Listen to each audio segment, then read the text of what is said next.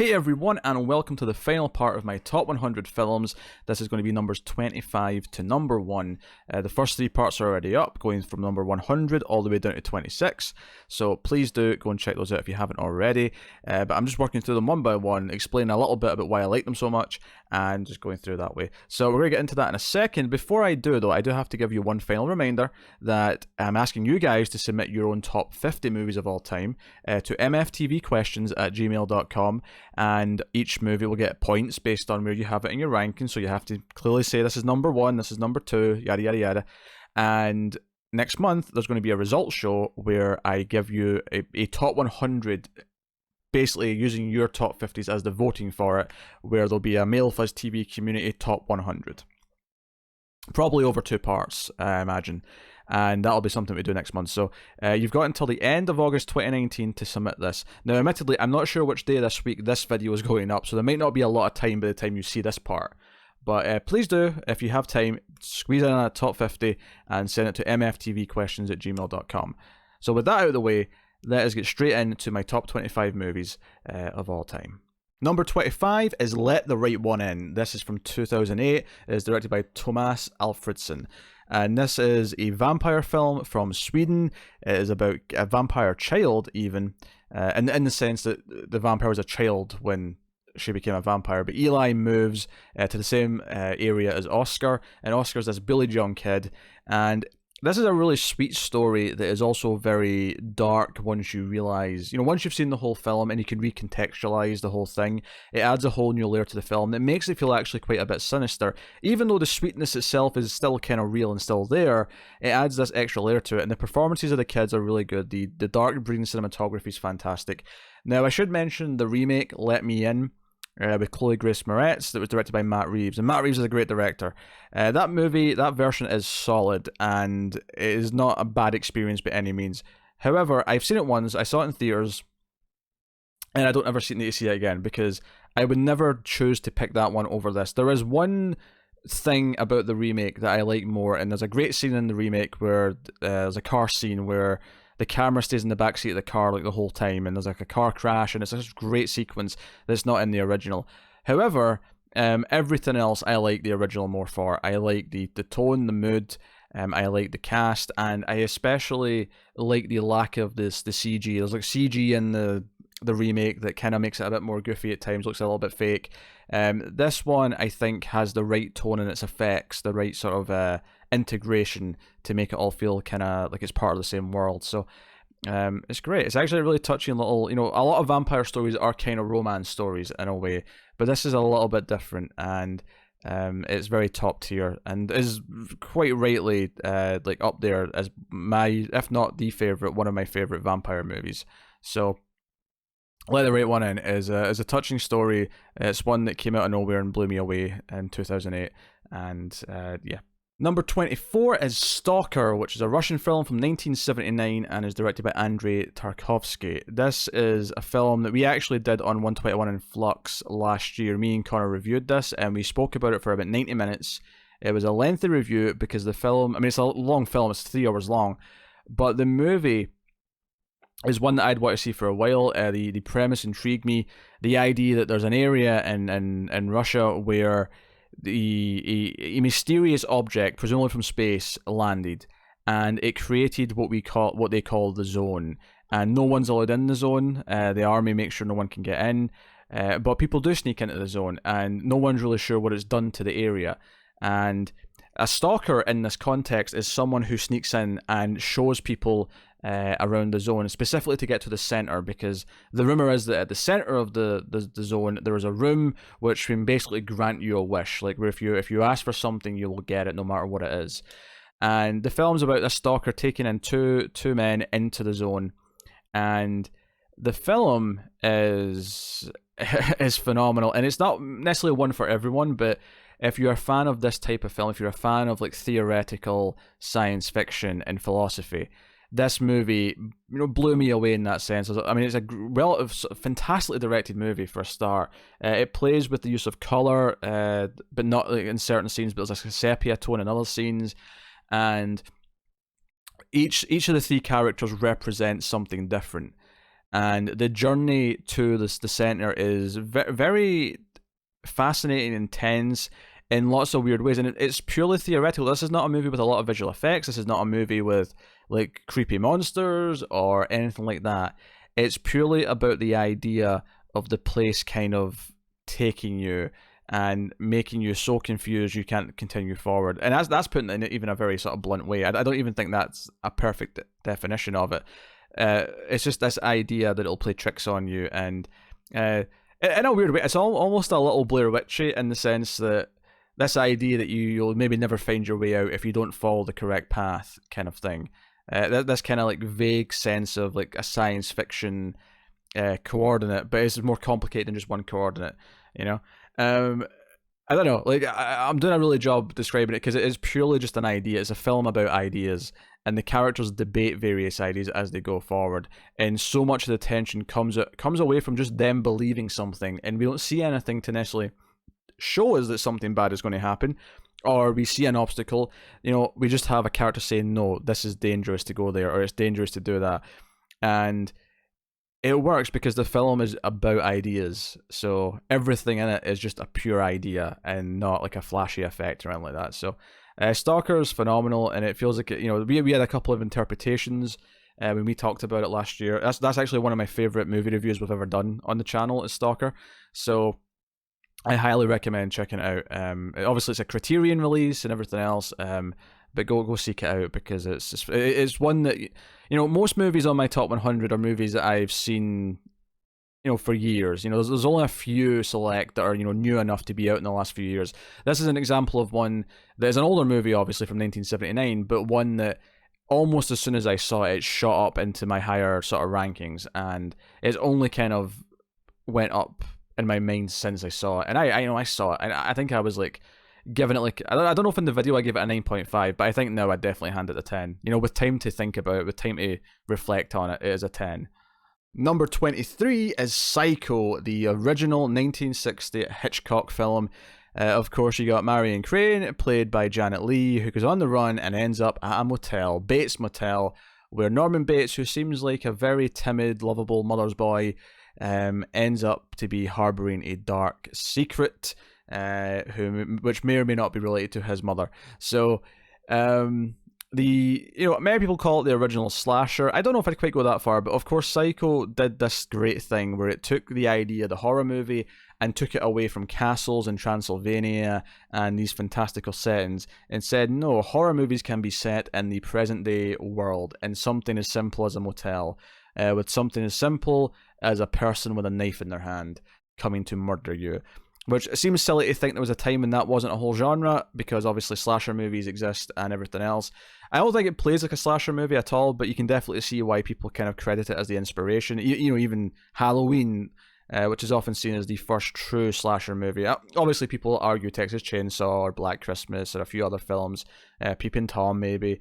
It's not, I think definitively saying that's the first slasher movie is a little false, but at the same time, it's kind of the one that really perfected what the formula of a slasher movie was, and then everyone kind of copied Halloween.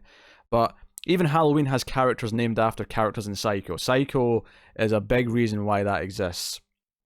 And it is obviously massively directed by Hitchcock because he's Alfred Hitchcock.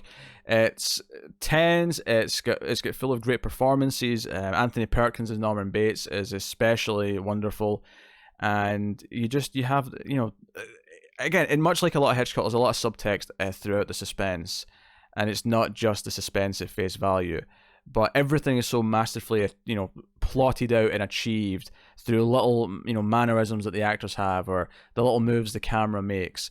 It was operating on a level that was so wonderful, but has stood the test of time. And every time I see this movie, I think I like it a little bit more because I noticed other little details that I maybe missed in the past. Just little things in the background that maybe add more to the history that it hints at with Norman, or adds more to the themes of regret and eventually redemption for Marion and other characters. So no, it's a wonderful film. Number 22 is Die Hard. That's right, I am a guy, I like Die Hard, and you're just going to have to accept that it's up high.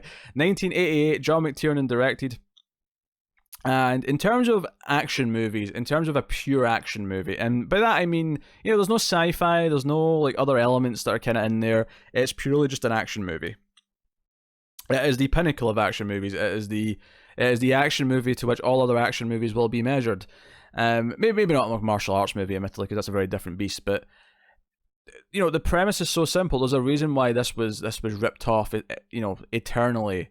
Once it was released, like Die Hard is so simple. Single building skyscraper. Those terrorists. You get the lone kind of normal cop. That's sort of gruff. I say normal, obviously he's Bruce Willis, but he's a normal enough dude who gets beat up a lot and isn't necessarily some big hero, but he's the only guy that's there to do the thing that needs to be done, and that's trying to save the hostages. And it's him sneaking around the building, and you've got Hans Gruber, played by Alan Rickman, who is phenomenal in this. This is one that I've obviously been watching since I was very young, probably younger than I should have been watching it, given that it is an R-rated movie. But from like 5 years old, this and Home Alone, this and Home Alone were the Christmas movies, and then everything else was secondary. But Die Hard and Home Alone were the ones at the top of the list.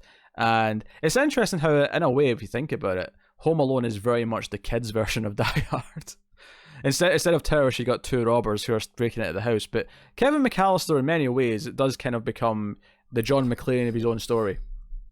But no, the movie is thrilling. It's got great action sequences, but more than anything else, it's got a great setup. And I love a bottle movie, as people know. It's all set in the one location. I love getting a sense of the geography, some of the floors that you return to. And the movie actually has a little bit more depth than I think you might realize. And I'm not saying it's like a Kurosawa film by any means, because it's not. But the movie is exceptionally directed. But when you actually stop and think about the characters in the movie and what they are, me and Matt had a review of Die Hard for Christmas last year. And one of the things that I talked about a lot that I really appreciated watching it again and really thinking about it on an analytical level is, John McClane, I should say. John McClane survives not because he is, a superhero, or because he is even smarter than, or maybe he is smarter, but not just because he's purely intelligent, but he respects like the situation he's in, unlike a lot of the others. The authority figures, the cop down below, the FBI agents, they all think they're cool. They all think that they're hot shots. They all want to stand with their gun posing and be like, yeah, we're badasses and we're cool. They have hubris. John McClane does not have that. John McClane respects the threat that is around him. And because of that, he comes out on top. And it's something that he shares with the villain. He shares that with Hans Gruber, who also respects all the dangers that are present in what he's doing and the people around him. He doesn't lose his temper like a lot of the other characters. And I guess I've been keeping these spoiler free, but I'm going to assume that you've all seen Die Hard. So a spoiler for Die Hard's ending, kind of. But because the good guy wins. That's not much of a spoiler, but the only reason why John is able to defeat Hans Gruber is because Hans Gruber has a moment of weakness where he decides to play to his own hubris. He decides to play to his ego and do something flashy rather than the logical choice that he would have otherwise made, much like John McClane has throughout the whole film. And in that moment, John McClane wins, because he's basically riled him up and pissed him off enough that Hans Gruber has to do the one-liner and be the villain. But it earns it. It earns it because John McClane has pissed him off eternally throughout the entire film. It is beautiful. It's that scene where Holly says, John's still alive because no one else pisses someone off like that. When she sees the long-haired guy, go nuts because his brother's dead. The movie is great. And, and again, so it's the idea that he treats everything with respect, and, including, to get topical here, he doesn't treat guns like a toy. He takes it very seriously. But all the guys who think they're hot shots outside, they're all idiots, and they all get beaten immediately by the criminals. Every time, except Al, of course, because he's also down to earth and as John's, sort of partner as the movie goes on. Anyway, I've been rambling a lot about Die Hard. Die Hard's a fantastic movie. Go watch Die Hard again, because you've seen it. I know you've seen it before. Go watch it again. Watch it again at Christmas, and just yippee-ki-yay. Number 21 is The Dark Knight. Yes, Christopher Nolan, 2008. I can't believe this movie's 11 years old. My God, the time is passing before my eyes. I am going to be dead soon. Dark Knight is a movie, and I sometimes, when I'm ranking these Dark Knight movies, I actually sometimes put Rises above Knight. not because I think objectively it's a better movie. I think Rises, which I obviously had ranked pretty high on this list, I think Rises is a movie I love, and I think it does a lot of great things, but it is flawed in places. The Dark Knight is this wonderful film about order versus chaos and about two people battling for the city's ideology, essentially. Batman's fighting to prove that people are inherently good and that maybe he can inspire enough people to be good that, you know, like, order will be maintained and they won't descend into chaos. And the Joker is trying to prove that everyone will descend into chaos with a little push. You know, with a little bit of anarchy, a little bit of fear, they will all just crumble, and society is a joke, and it doesn't work. And that's what this movie is. It's these two characters fighting over that belief system and ultimately trying to win the people of Gotham. And that's what it is at its core. But obviously you have fantastic scenes of action. You have the fantastic performance by Heath Ledger as the Joker, who is the best on-screen Joker. Certainly in live action. There's obviously the only debate you might have for me is Mark Hamill as the animated Joker, which is a fair debate. I can't fault that debate. But live action is Heath Ledger, and no one else is coming close because he embodies it, he gets into it, and it's not exactly the traditional Joker, but that's partly why it's so great. My favorite thing about the Joker is that he is a random, like, psychopath who will just kill people at the drop of a hat, and yeah, he does that in this movie. He feels terrifying. He should be scary. The Joker should be scary. You should fear for everyone's life in the room whenever the Joker's there. That's how the Joker should feel to me. And that's what I get in this movie. It's phenomenal. And you have this fantastic battle between the two characters. It's a movie of ideologies, and that's why, you know, and I said this because, again, me and Connor did a review of all three, you know, Dark Knight trilogy movies, and for the record, Batman Begins, like, I love that movie, I love it to death. The only reason why it's not appeared in this top 100 is kind of because I wanted a little bit more variety, and I already had the two of them, so I left it to the honorable mentions, which I'll get to before I finish this video.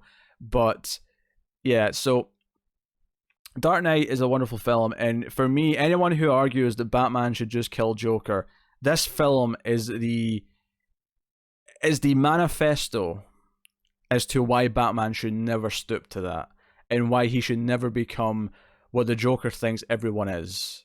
That he should prove that he is better, and he should prove that there is another way, because he's not a real person. This might shock people, but Batman and Superman and the other Justice League characters are superheroes. They're characters in stories, and I don't want them to be realistic to the point where they are betraying what they're supposed to represent. They're ideas for us to be better and try to aspire to. And we're never going to be as good as Batman or Superman, but we can let them kind of be beacons of what we aspire to be and try and live up the best we can. And choosing to not just kill everything that is a problem is part of that. So, no. I believe in the Batman. I mean, I believe in Harvey Dent too, but I certainly believe in the Batman. Dark Knight is a goddamn masterpiece, and yes, like, it is better than every Marvel movie. It is better than any other DC movie. Even though I might put Rises above it when asked in the right mood. It is the best movie based on a DC or Marvel comic book character. Number 20, and we're getting to the kind of, you know, obviously we're high up now. I feel like we're getting to a lot of the pretentious picks, but hey, like, I feel like there's certain types of movie fan who'll just be like, oh, you're picking these things because they're supposed to be classics. You don't actually care about them that much. And I'm trying to fix my camera as I do this. My eye level was wrong. It was bugging me. 2001, A Space Odyssey, 1968, Stanley Kubrick. This is at least the third Kubrick movie on this list, maybe the fourth. I can't remember how many I've had. Stanley Kubrick is a phenomenal director. He's one of the best of all time. And 2001, a movie which is notable because when I first saw it, about the age of 12, I didn't like it. I didn't get it. I didn't like it. I didn't understand it. I saw it again around 18. And it clicked. The movie clicked with me. The filmmaking, those wonderful long shots of the rotating, you know, ship, the stuff at the start and the not just in the past, but on the moon and everything else. And obviously Hal's a wonderful movie villain, although Hal being a villain isn't necessarily the core point of the movie. and I don't want to talk about too much about the movie but I'll just say that the basic premise is that a monolith appears in the past in caveman times, or not even caveman, before we were even people, and it trains the monkeys how to, well, I say monkeys, the apes, how to use tools. And it appears again on the moon, and it seems to be sending a signal somewhere beyond Jupiter. So this movie's about a science ship expedition going out there to see what it is. And there's a computer on board called HAL 9000 who is an AI, and things don't necessarily go smoothly as you might predict. Not only is this film stunningly beautiful, like all the time, like it is, it's insane. Movies do not look this good 99.9% of the time. They really just don't. Absolutely stunning. But it's again much like I was talking about with Stalker, is a bit of a philosophical movie, and talking about the idea of evolution, the idea of the human race, and us reaching new heights and getting to that next stage of evolution. Not in a physical sense, but in a sense of where we're ready to move beyond where we're being. So that's what the opening scene with the tools it represents, is this new phase of, okay, now we can use tools, so what do we get to next? And maybe the next one's on the moon, so by the time we finally get to the moon and we discover this monolith again, it's like, okay, what does this point to next? So movie is just stunning. I have no other words for it in such a short, like, I feel like, I could sit and talk about it if I wanted to go into the ending and talk about everything else, but one day we'll do it in the ace, and it's actually Tara's favorite movie if I'm recalling that correctly. So I imagine that'll be a very lively discussion when that happens. Number 19 is Mulholland Drive, 2001, David Lynch directing. This was the first David Lynch thing I ever saw. And I was so hesitant to try David Lynch because I'd heard that it was weird, and I'd heard that it wasn't like normal movies, and I thought I might hate it. And I loved this movie. I fell in love with it the first time I watched it. It felt like nothing I'd ever felt before. I think when I heard it was weird, I compared it to maybe other weird movies that I just hated because they were weird. But David Lynch has a way with cinema where he makes you care about the characters, even though a lot of the surroundings are kind of absurd, and there's a lot of elements that don't quite make sense, but the central hooks are always there, and there's something wonderful about the tones that he's able to achieve. There's this eeriness to his like villains or his sinister characters.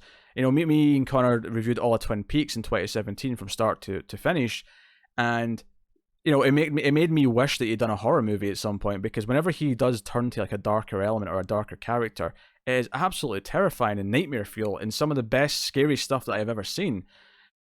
But Mulholland Drive, as you might imagine, being named after a street in Hollywood, or near Hollywood. I'm not actually sure if it's in Hollywood or near Hollywood, but it's it's around there.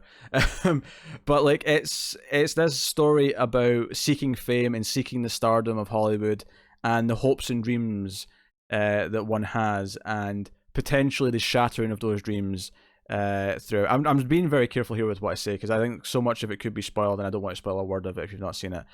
But it features two characters. You've got Betty, who's Naomi Watts, who's just arrived and is the young hopeful, and you have the other character, Laura Harring's character. Her name's escaping me. In fact, I think they just pick a name for her actually. Cause I don't. Yeah, they call her Rita because of the Rita Hayworth poster, I think, in the room. People can correct me if I'm misremembering that, but she's got amnesia, and they try to figure out what happened to her together, even though Naomi Watts is also, her character Betty's also still going to auditions and things like that. There's also Justin Theroux's a director who we follow a bit as well. There's a lot of character actors you recognize popping up, but it's wonderful. It's absolutely wonderful. It's dreamlike, it's hypnotic, it's beautiful. It is such a romance movie, and honestly, like, I think this one, despite the fact that it feels like it throws a lot of weird swerves, I think by the end of the movie, it's actually, not that hard to kind of decipher the at least the main gist of the film. Some David Lynch things, like, oh man, it leaves you really head scratching your head and you're trying to put it together. But I think this one, like, at least my interpretation of it, and it's an interpretation a lot of people have of the film, I think is just blatantly there. What when you watch it a second time with your IDs in mind, and you're sort of watching it in that mindset, it all fits. It's wonderful. So Mulholland Drive is, if you've never watched the David Lynch thing before, I mean, I don't know if it's necessarily the easiest one, because Elephant Man's definitely an easier one to watch because it's a more normal movie, but I think if you want to get into more of a full-on David Lynch movie, I think Mulholland Drive is a great place to start. It was for me anyway. So Mulholland Drive. Number 18 is 12 Angry Men from 1957, directed by Sidney Lumet. This is a film set entirely in one room. I mean, I said earlier on, I love a bottle movie. I love the idea of time, only really being over one night. Kind of like Die Hard, for example. 12 Angry Men is a film that has been not parodied, but like sort of borrowed by many a TV show who have an episode like 12 Angry Men. Veronica Mars certainly did one. So 12 Angry Men is the jury at a courtroom case, and the characters don't have like proper names. They simply have, juror number 1, number 2, number 3, so on through 12. And they're there to convict someone who might have murdered someone. And all of them are like, yeah, it's an open shut case, let's go. But Henry Fonda, our main character, is the one man who says, no, we can't just convict him as quickly as that. We have to actually talk this through. We have to actually decide as a team if this is, and obviously the way juries work is that if there's one person not willing to go along with the vote, it has to be unanimous. So it's a film about them exploring the rights and wrongs, and everyone kind of has a prejudice based on the suspect, and Henry Fonda tries to carry them through it to get to a point where maybe they believe that they can't just, I mean, it's not so much that they can prove that he didn't do something, but that there's reasonable doubt, as the traditional phrase goes. It is a phenomenal film. It is a movie that relies so much on its 12 actors in a very, very tight script. It's actually been a long time since I watched this. I may have to squeeze this onto the influx schedule at some point soon, because it's the king of bottle movies. It's it's, other than like one scene at the start or the end where you see them like exiting or entering the court, it's like no, the whole thing is in one room. And it is, it's proof that you don't need more than one room for a good story if you have the right sort of script and, of course, direction. So, 12 Angry Men, 97 very happy minutes. Well, one very happy Peter. There you go. 12 Angry Men, one very happy Peter. Number 17 is It Follows, which came out in 2015 and is directed by David Robert Mitchell as the director. And it is a film about a sexually transmitted ghost. And that sounds silly. It sounds ridiculous. I remember hearing the premise and kind of rolling my eyes, thinking it's going to be some dumb B movie. And it is one of the best movies of this side of the millennium. And it is, for me, the best horror movie of this side of the millennium. And it's not even a fight for me. It Follows is a goddamn masterpiece. It is a film that harkens back to a lot of early Carpenter, which I do love. I'm a fan of that. It is a very simple premise, but here's what you don't hear from the premise. When you just say, oh, it's a sexually transmitted ghost.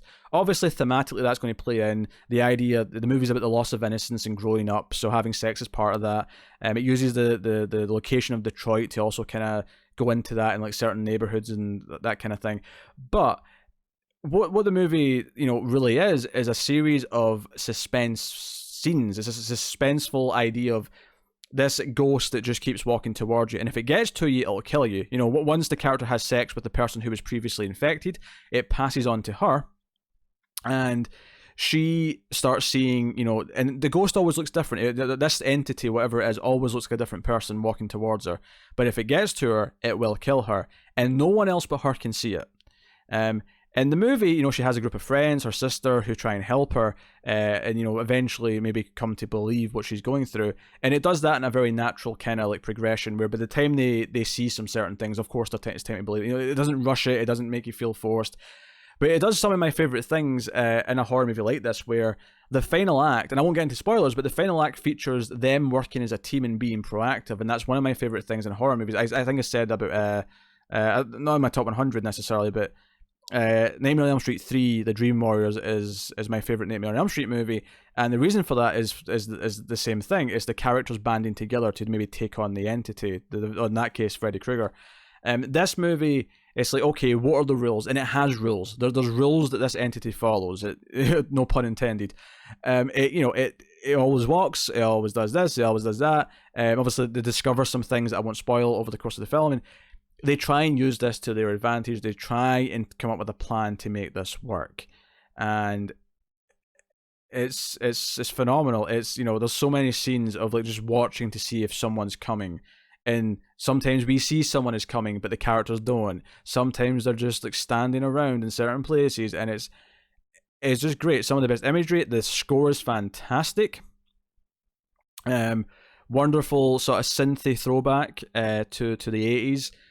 Wonderful. It's got a very timeless feeling to it, because you actually think it's maybe set in the 80s, except there's one or two random pieces of technology that kind of, oh wait, this actually feels like present day, or maybe even the future. But yeah, It Follows, I cannot recommend enough. It is a phenomenal time. It really is. Number 16 is another fairly recent entry, and that is Inception. Christopher Nolan, 2010. And it's so funny because after Dark Knight, if you had said, I'm going to like the next movie he does more, you know, this random thing he's doing called Inception.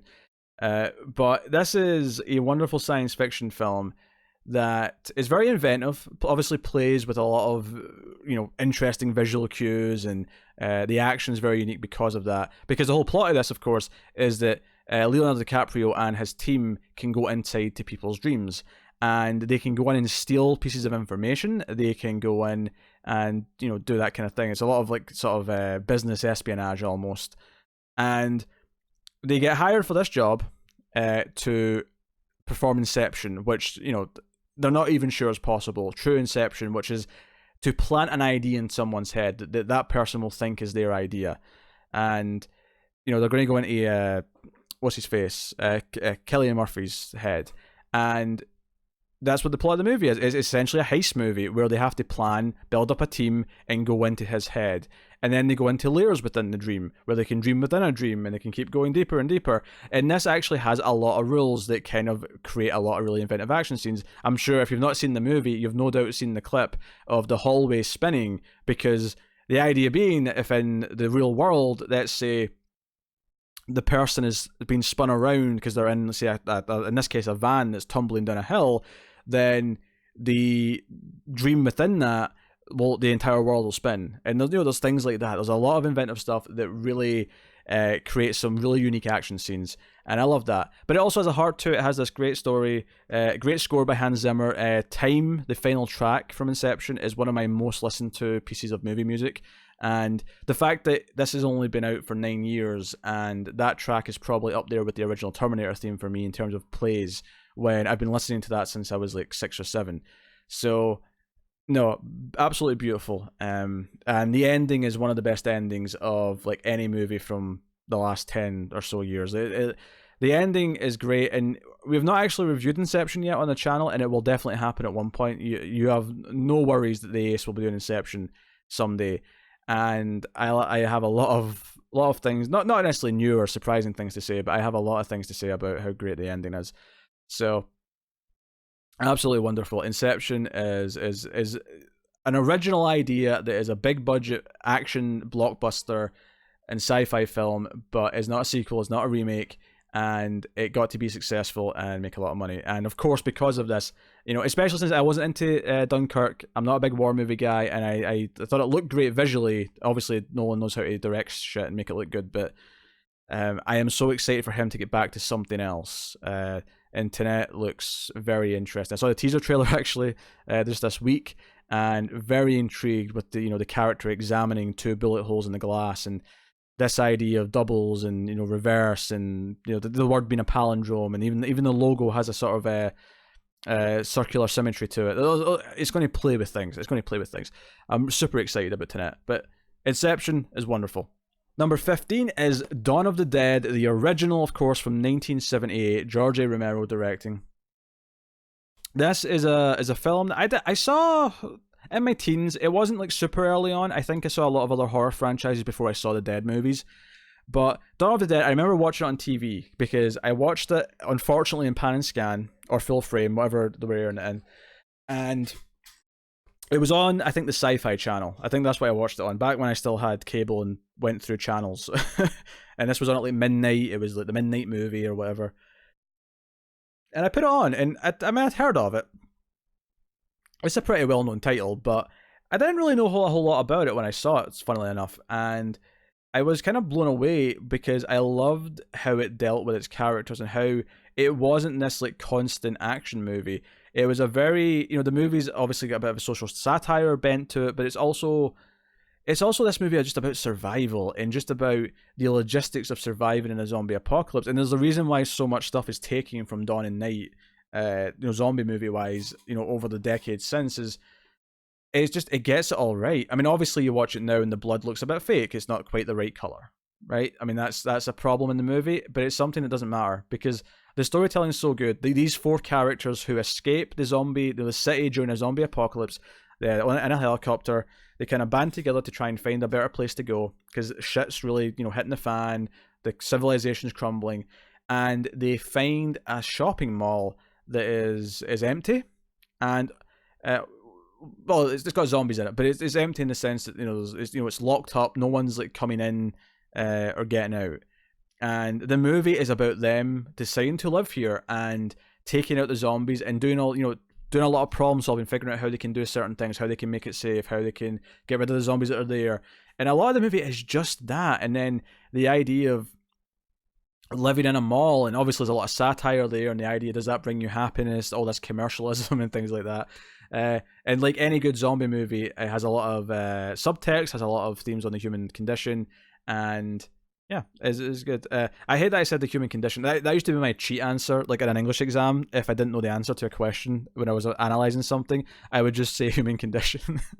It's about the human condition.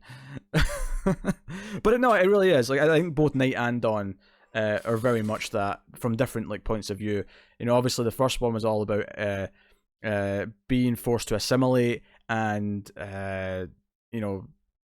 obviously it dealt with race and it dealt with all these things, and this, on the other hand, deals with the idea of materialistic gain and what actually makes one happy and things like that. There's more to it. I'm kind of simplifying it for the sake of this, and obviously I won't say where it goes or whatever. And if you've only seen Zack Snyder's remake, I implore you to watch the original, because the remake's not terrible, but it's not concerned with saying anything. It's just a zombie movie that wants to be quick-paced and action-packed and looks like a Zack Snyder movie.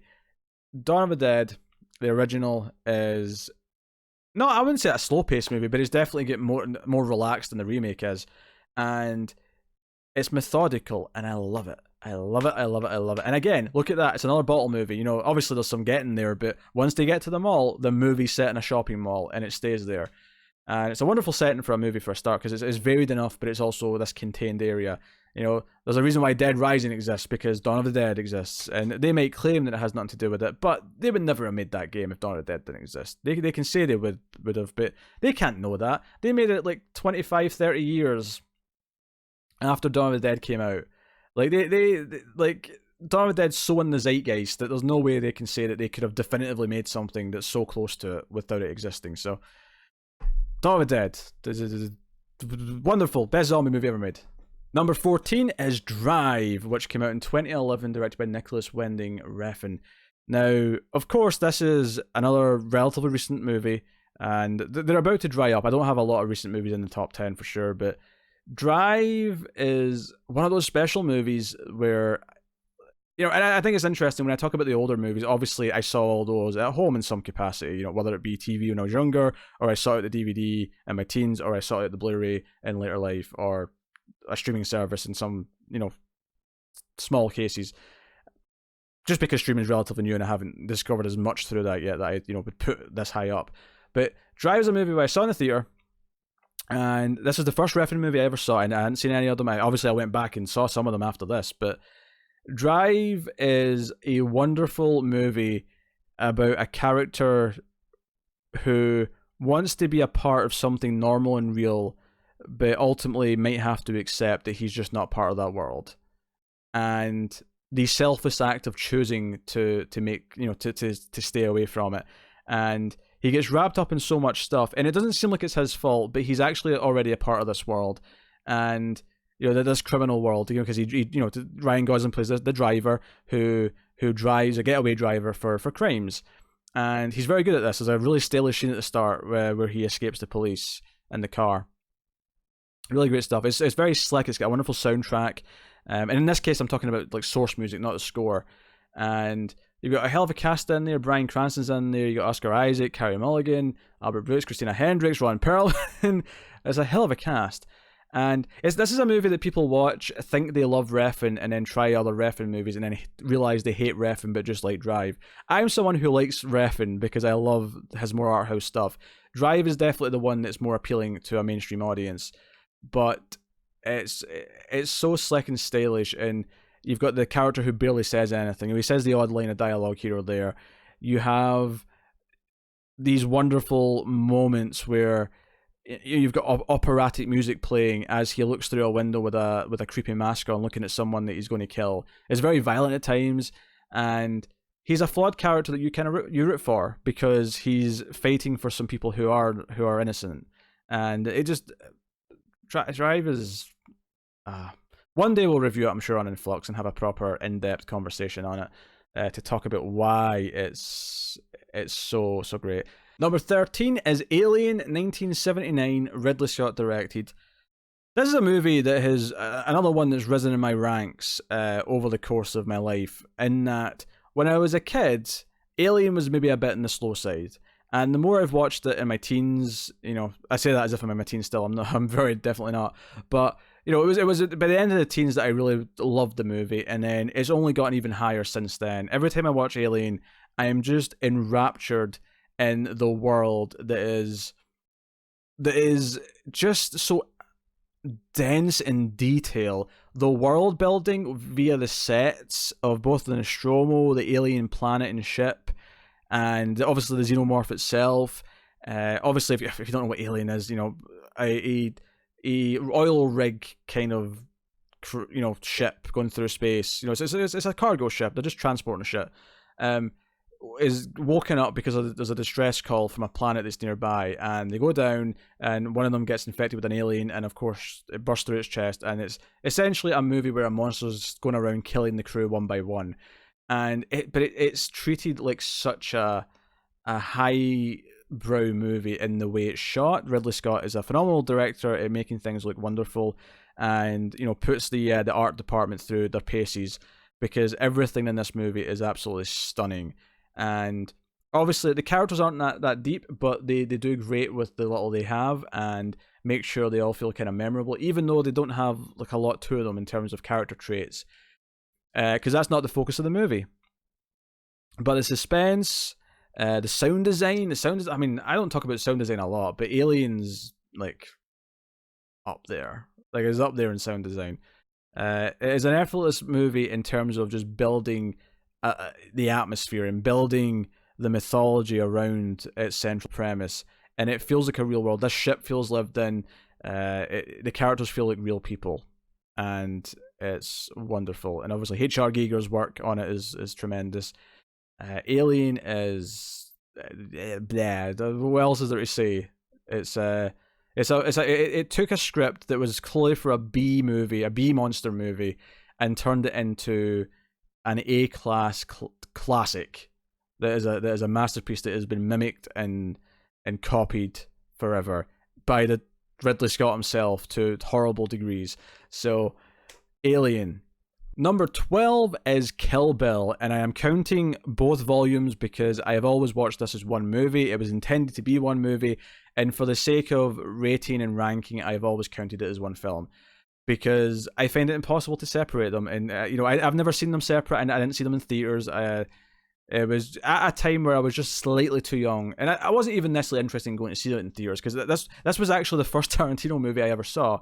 I bought the DVD for both because they were on a sale when I was a teenager, and not too long after it was out. Because it was 2003 and 2004. I think I maybe got both either at the end of 2004 or sometime mid 2005, and it was the first Tarantino movie I had ever seen.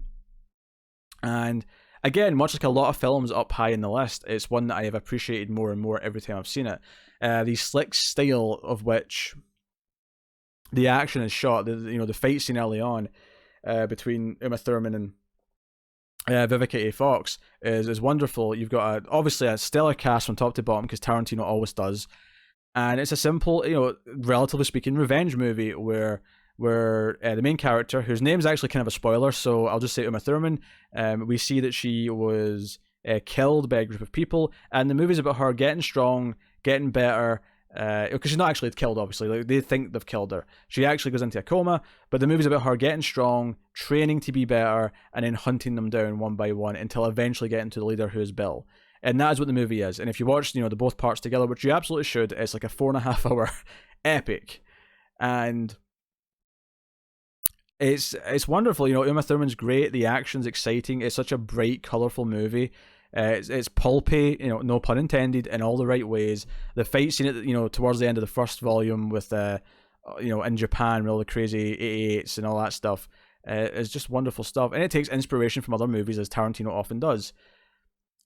I love this. I love the idea of doing a follow up, especially since Uma Thurman's daughter is now old enough to play the daughter for the movie. Yeah, now that I saw her on Stranger Things. And in fact, Once Upon a Time in Hollywood, she has a small role in that. And you can't help but wonder that because Uma Thurman knows director, that's maybe why she ended up in that movie. So, no. Kill Bill is like, in many ways, it is an action movie. And I suppose, I said Die Hard's the best pure action movie. And this is definitely an action. It's a revenge movie. But it's so full of life and so full of so many like wonderful little ideas. And there's not a part of this movie that does not make me smile in some sort of giddy way, either because it's violent or because it's uplifting with Uma Thurman's character, or because it's just like Tarantino knows how to make really good. And again, I'm using this word, but I think it's important. Pulp. Pulp being something that doesn't necessarily have a lot of subtext and weight, although Tarantino films often can have that. Tarantino is a director with a voice and has a vision for whatever he's doing.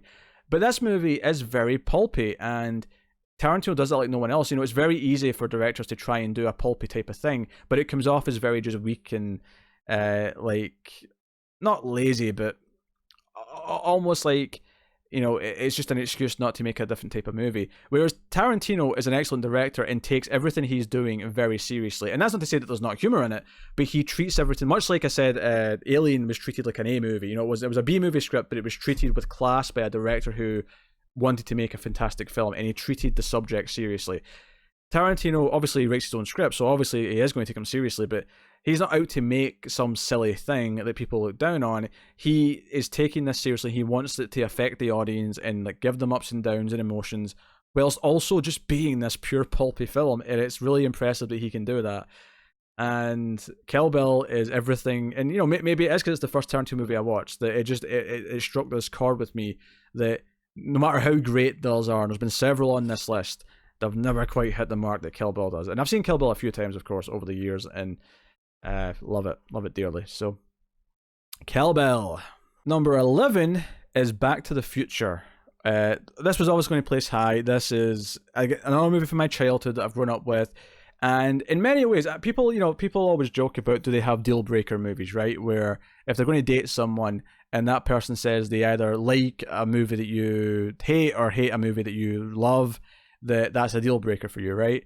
And I don't really like to think that way. Like whatever. Like, so someone's like perfect for me, but happens to dislike a few movies I love. Whatever, big deal.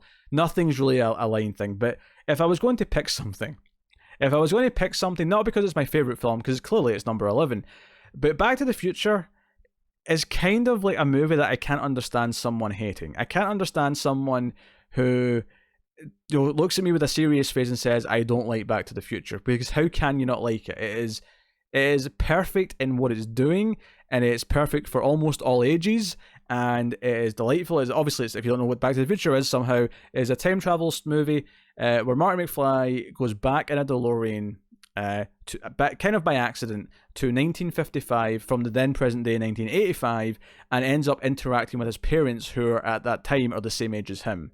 And he gets to this point where he's maybe wiping out his own existence because he might have stopped the initial meeting between his parents. And the plot is about two things. One, trying to make sure his parents still fall in love so he doesn't erase from existence. And two, solving the actual science fiction problem of getting him back to the future. Hence the title. And he goes to Doc Brown, the scientist who invented it, and at that time period, because he's much older, of course. And he he tries to help, and it's this wonderful film. It's funny, it's exciting. Alan Silvestri's score for this film is exceptional, and well, he's had some other good scores. Predator's got a great score. Obviously, you might like the Avengers stuff if you're into that, but Back to the Future is his best music. It just is. It is so full of energy, and it's so full of excitement and the wonder of what's happening, despite the fact that it's not necessarily a movie completely about wonder. But it plays with all of its ideas. It's got fun villains. It's got extremely likable pair of main characters, and it's perfect. I don't know what to tell you. Back to the Future is a perfect movie, and I don't know how you describe otherwise. And I love the sequels, but the sequels aren't good enough to be my top 100. But I love the sequels. But Back to the Future is perfect, and I don't know how you get around that. I really don't. So this is kind of a big deal, right? We're at number 10. We're about to do the top 10, my top 10 movies of all time, as of August 2019, because obviously this, in a couple of years' time, I'll do this again, and it'll probably be a different order with some new movies on there maybe, and things will move around and blah, blah, blah. But number 10, and this is one that people will argue is not objectively as good as a lot of other things that I've already had, and that is a fair thing to say in a lot of ways.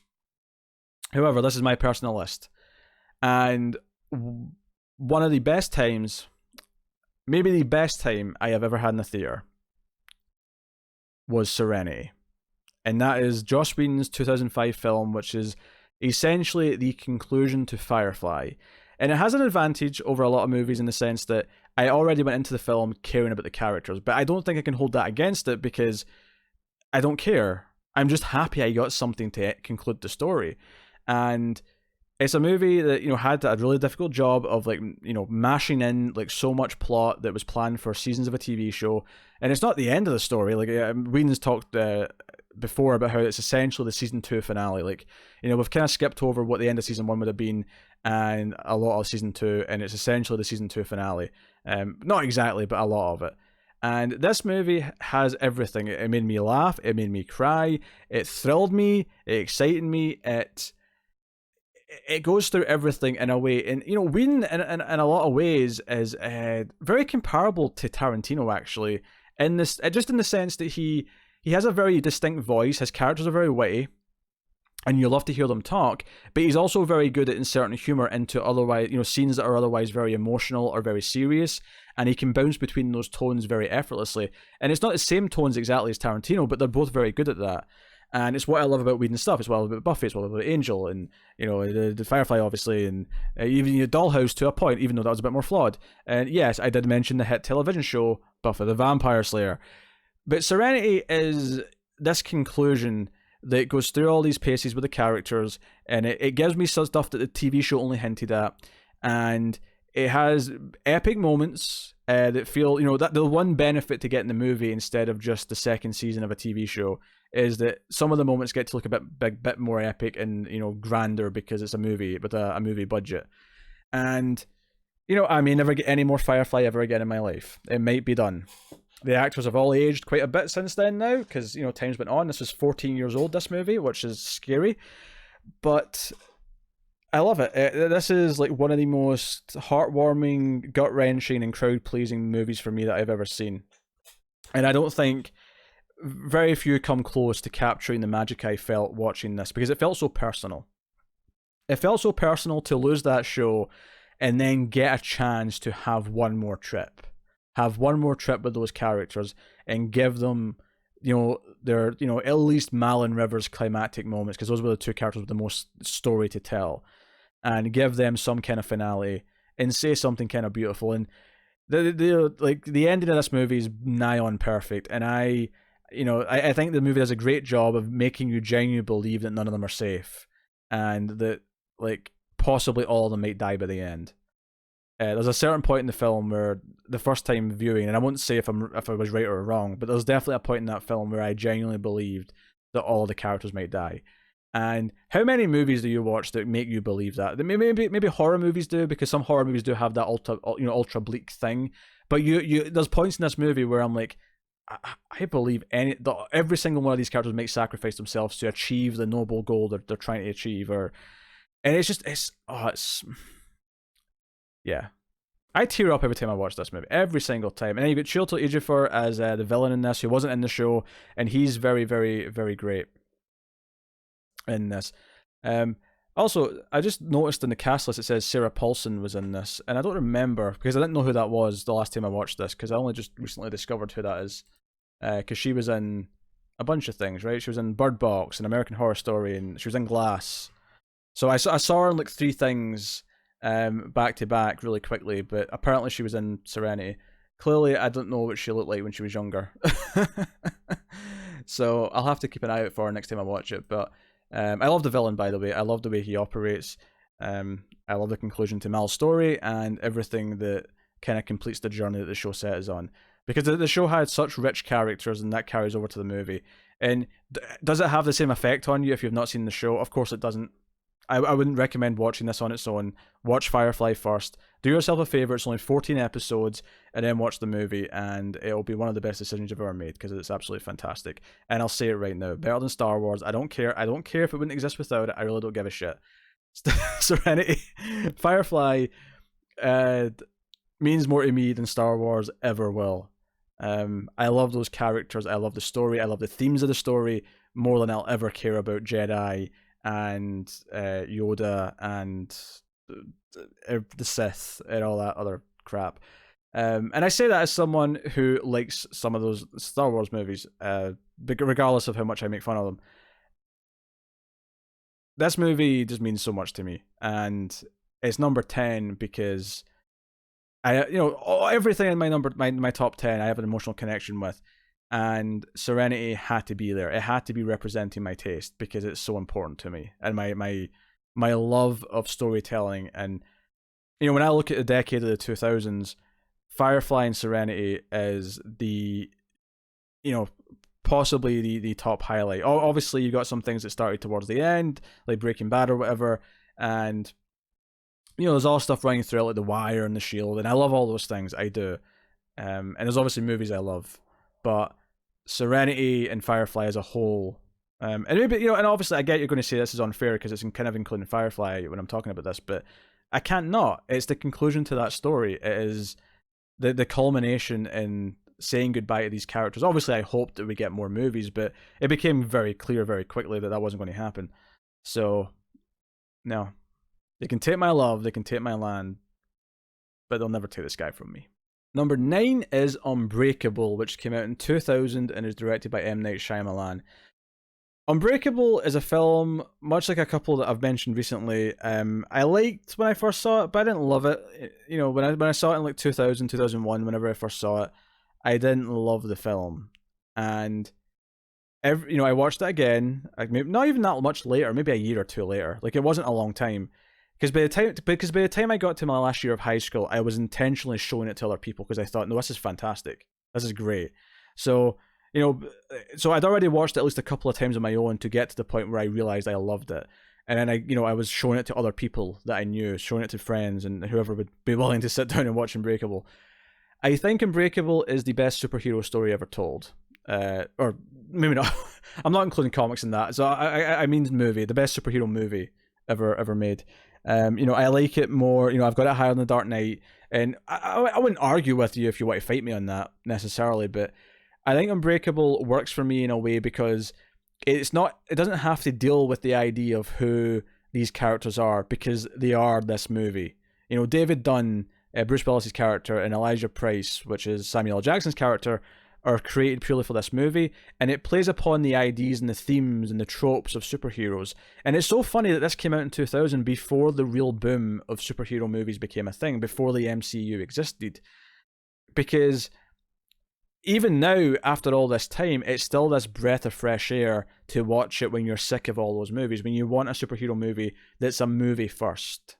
In a lot of ways, I think that way the Dark Knight trilogy. I think those are Christopher Nolan movies first. But not at the expense of who Batman is. That's the mistake I think that the Tim Burton movies make, is that I think they're Tim Burton movies, especially Returns, at the expense of respecting who Batman and what Batman should be.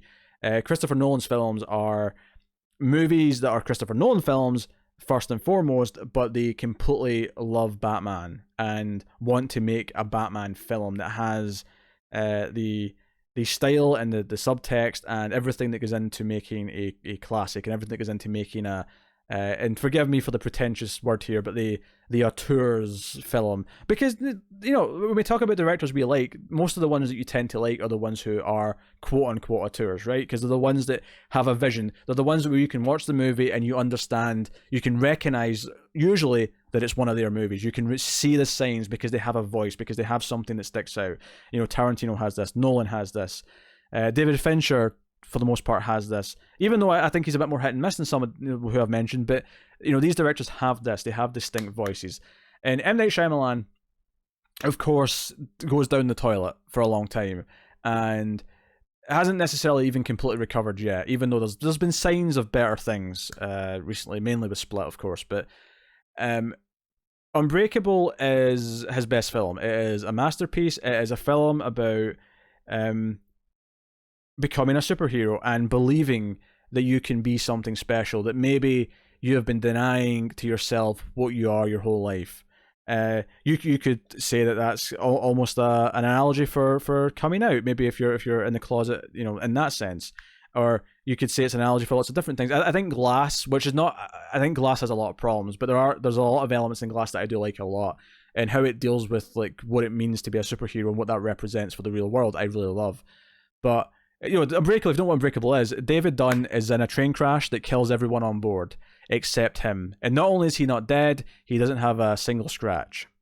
And Elijah Price seeks him out because he believes that he could be, you know, a superhero in the sense that he cannot be hurt. Because Elijah Price is the opposite. He has the opposite condition where there's a name for it. There's a medical condition, but his bones are very brittle, and he's had, like, you know, dozens of broken bones over his life because the slightest sort of tap might break his bones. So the idea that someone could be indestructible, he believes in that, and he's obsessed with comic books. He owns an art gallery for comic books, and the movie's about David Dunn. You know, maybe starting to believe him, but not really. It sounds kind of crazy. It's about the idea of believing in yourself and believing in things. And the whole film's an origin story. You know, it's like most superhero films suffer from Act 1's the origin, and then you have Act 2 that sets up the villain, and then Act 3's, you know, hero fights the villain, right? That's your typical superhero origin movie. This movie doesn't do that. This movie says, no, it's all Act 1. And that's not to say that it doesn't have its own structure, because it does.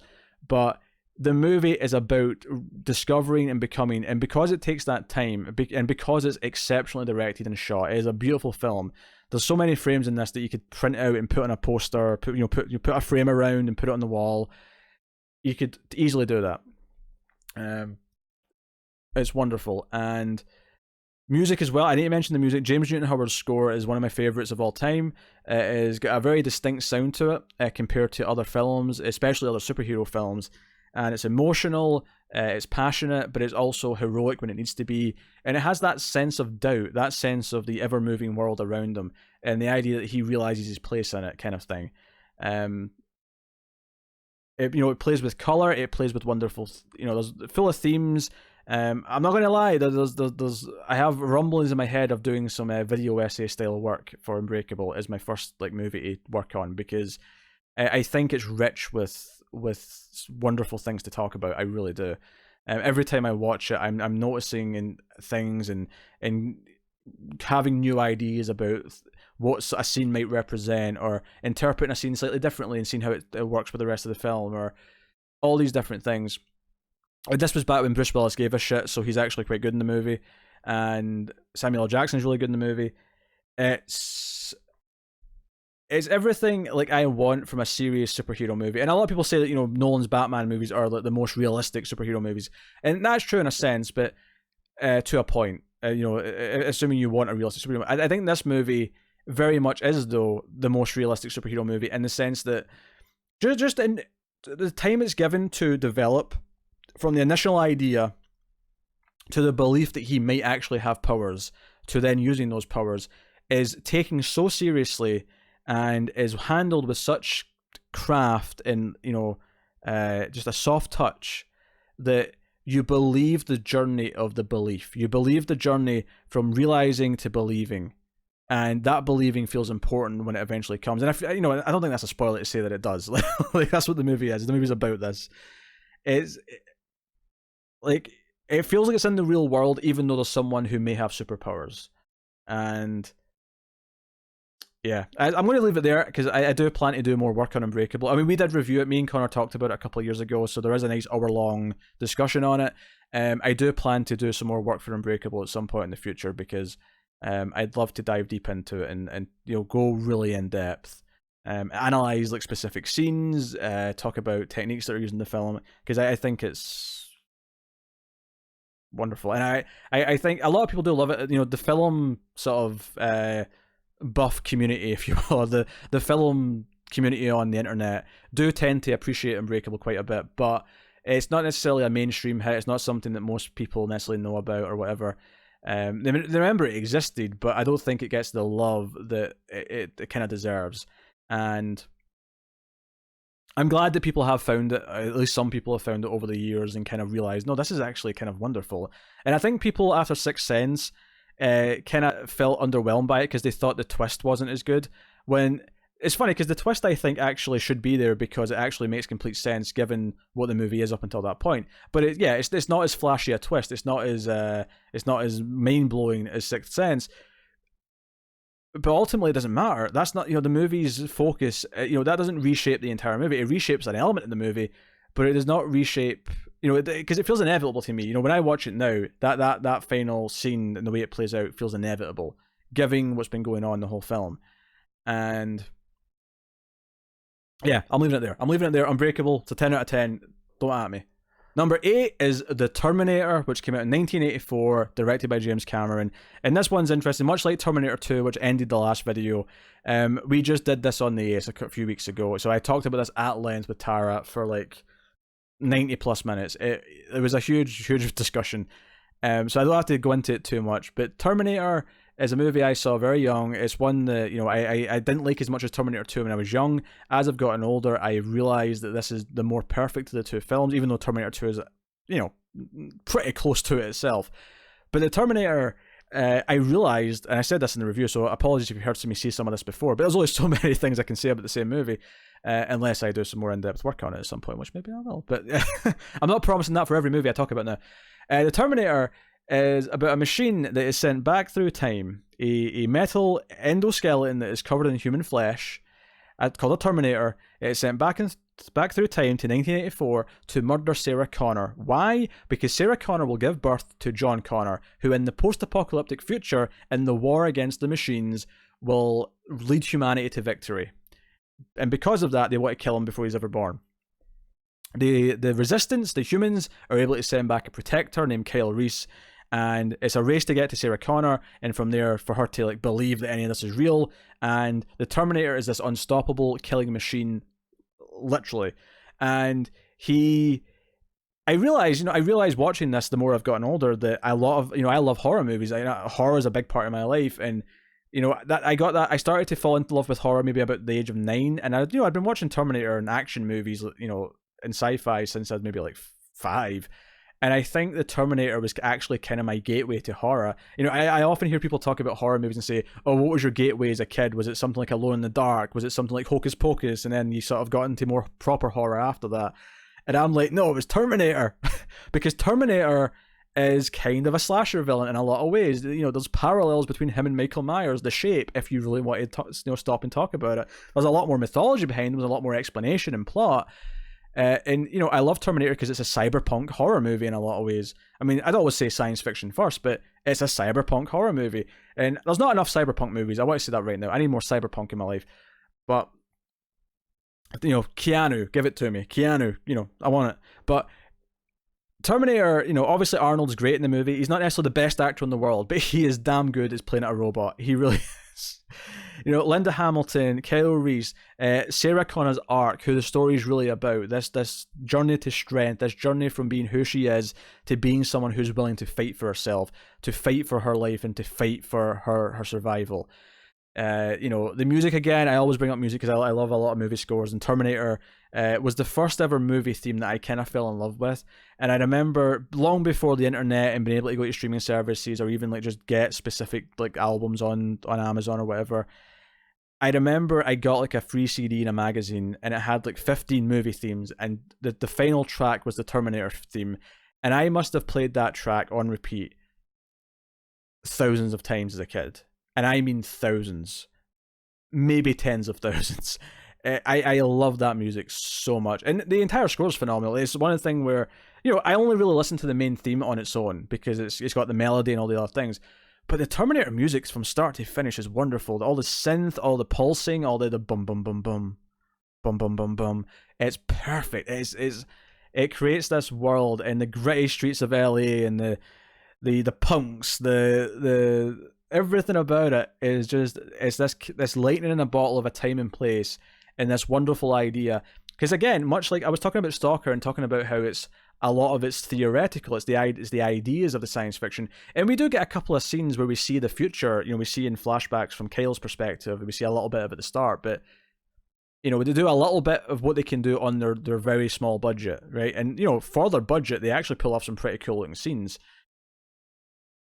But ultimately, it kind of plays into that idea of this theoretical future. Like, we hear about this future war with machines that last a long time, humanity rising to fight against them and winning the war, or at least close to winning the war. And we never really see, outside of a couple of small snippets, any of this. And we only really see some of Kyle's experiences. We don't get to see the larger picture. It's all the idea of this happening in the future. It's that, it's almost this dread of the apocalypse and the world that exists beyond that. It's the fear of the unknown. This, and that's really great, and I love that feeling. And obviously, yes, we have a cybernetic organism running around, so there is some real science fiction. There's some real in-your-face elements. But so much of the mythology is this like theoretical thing from the future that makes you imagine what a lot of it's like. And I think it's why a lot of people like me grew up wanting a future movie or even a future trilogy, doing that war. Let's get John Connor. And I'm not sure I'm convinced that is something I do really want anymore, especially after Terminator Salvation. More on that soon. Not in this video, it's not popping up here, but in the Ace, because we're doing the Terminator movies. We've done the first two, the third one's recorded. Salvation will be recording in a couple of weeks' time. That'll be up in maybe a month and a half or something like that. Terminator's wonderful, and it's I feel like you don't get low budget movies like this anymore. I mean, the only good low budget movies that are this small in terms of scale, because this is a $6 million movie, which obviously with inflation it'd be a bit more now, but I feel like most low budget movies now have this really specific look to them because they all shoot in digital video and they all feel kind of similar. Not to say that a good director can't make it special, because they absolutely can, but this movie looks phenomenal. Stan Winston's effects, the Terminator models and the makeup in Arnold's face, and I love it. Terminator's all these movies in my top 10 are perfect, and I'll fight you. I'll fight all of you. Number 7. And I did not do this intentionally, I promise, but number 7 is Seven Samurai.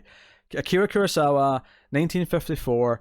I've not had a ton of Kurosawa on this list, and I do love a lot of Kurosawa. I think I've got probably a few of them appearing in the honorable mentions at the end of here.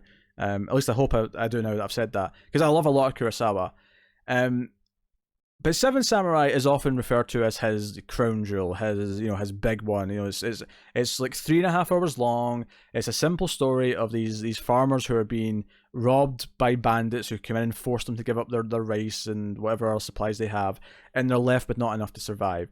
So they band together and raise just enough money to try and pay some samurai to come and protect them. So they go and collect these 7 different characters. And the movie's about the samurai, eventually agreeing to do it and then forming a plan for when the bandits do come back.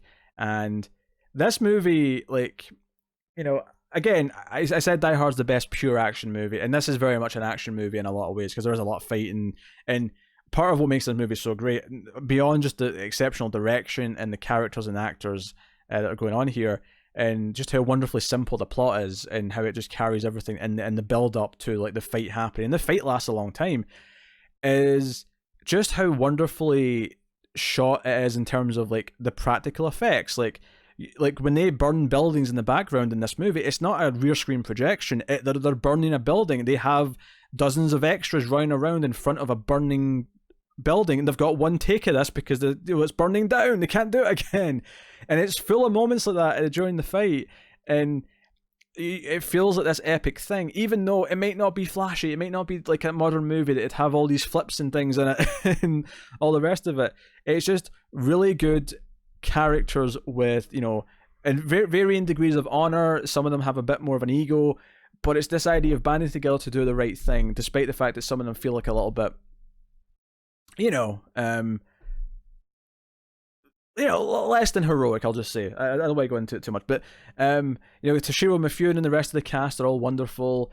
It's beautiful black and white cinematography that really, and it makes use of the frame. Like, obviously, I do prefer like widescreen formats. I prefer 2:3:5:1 or thereabouts is my favorite shape of a movie. It just is, but I don't criticize old movies that were shot in different formats. My problem is when you start cutting things. This movie's shot in 4:3, and it's shot for 4:3, and the compositions reflect that. So even though, I prefer, if I was filming my own movie, I'd pick the ratio I like most, but it doesn't matter if the director shoots for that ratio. You get wonderful compositions. It's something that me and Connor talked a lot about on the, speaking of samurai movies, the Samurai Trilogy from the mid-50s, which also had Mifune in it, but not from Kurosawa.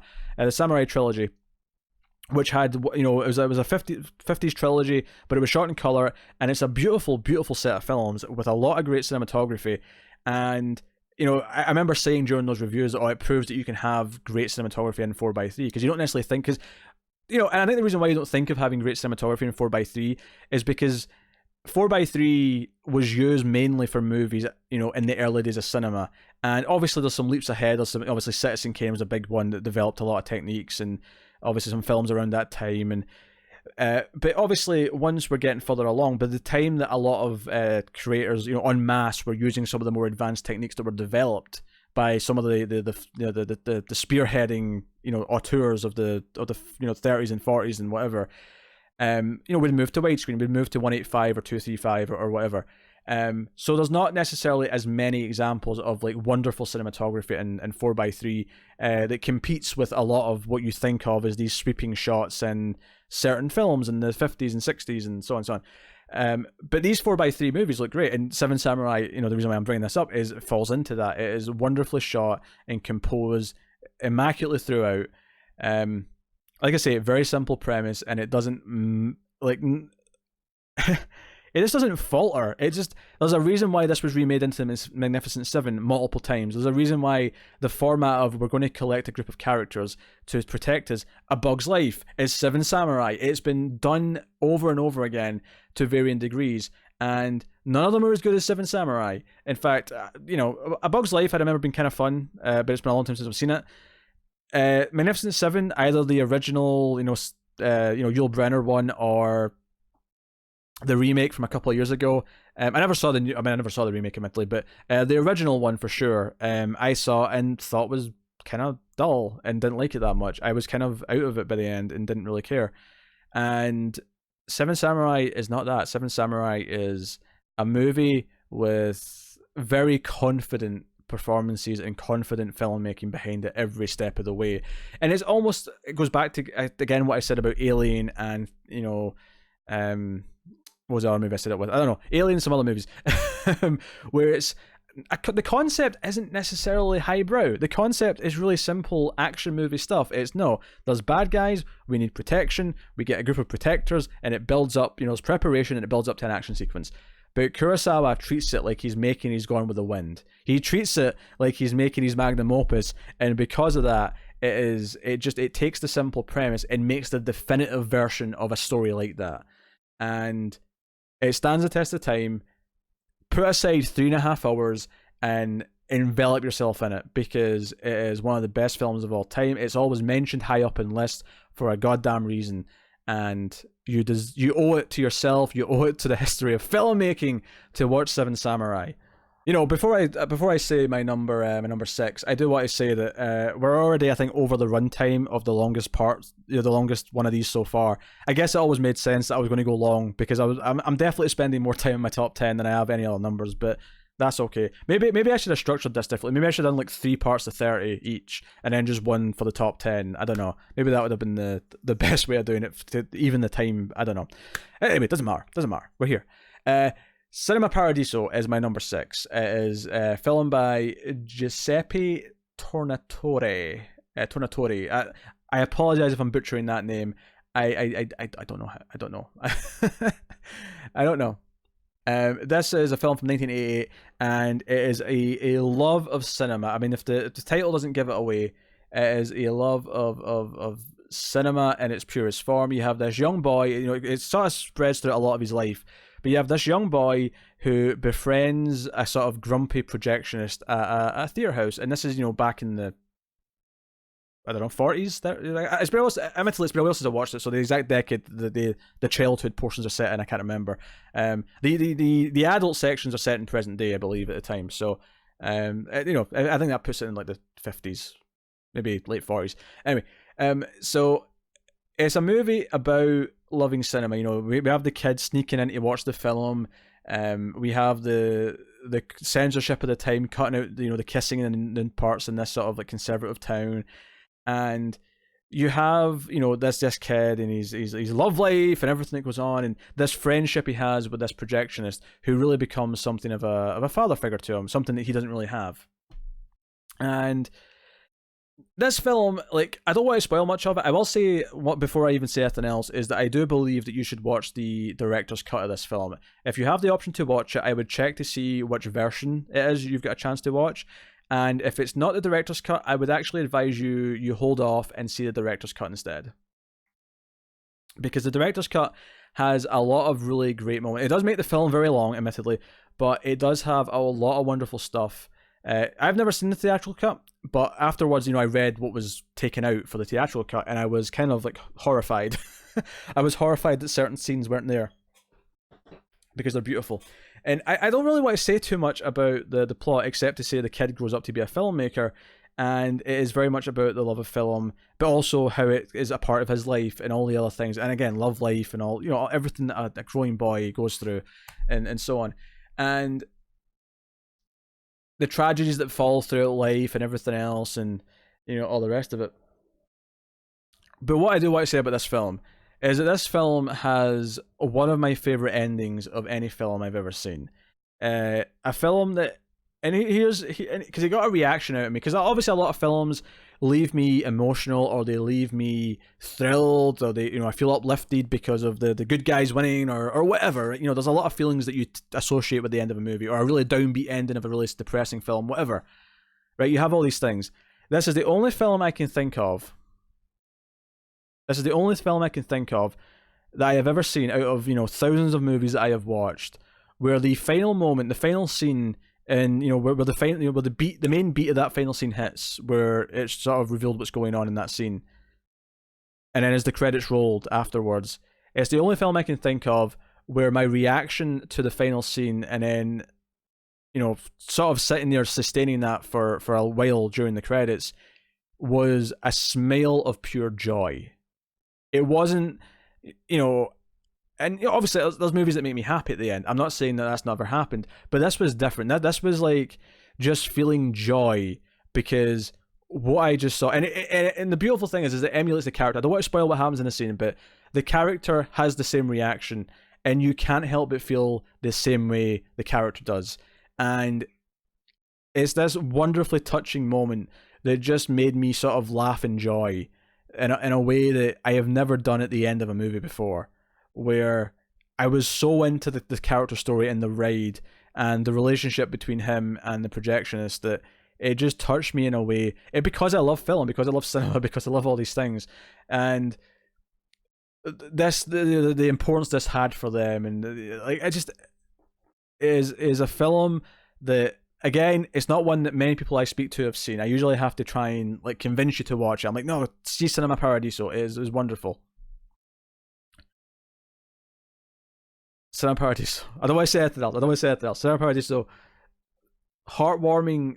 Obviously there's ups and downs throughout the film, but the ultimate feeling is that of joy, that of love for cinema. It's kind of actually, when I talked about Hugo, a while ago on these videos, Hugo kind of was tipping its toes in the same kind of thing, the celebration of filmmaking, the celebration of the history of cinema.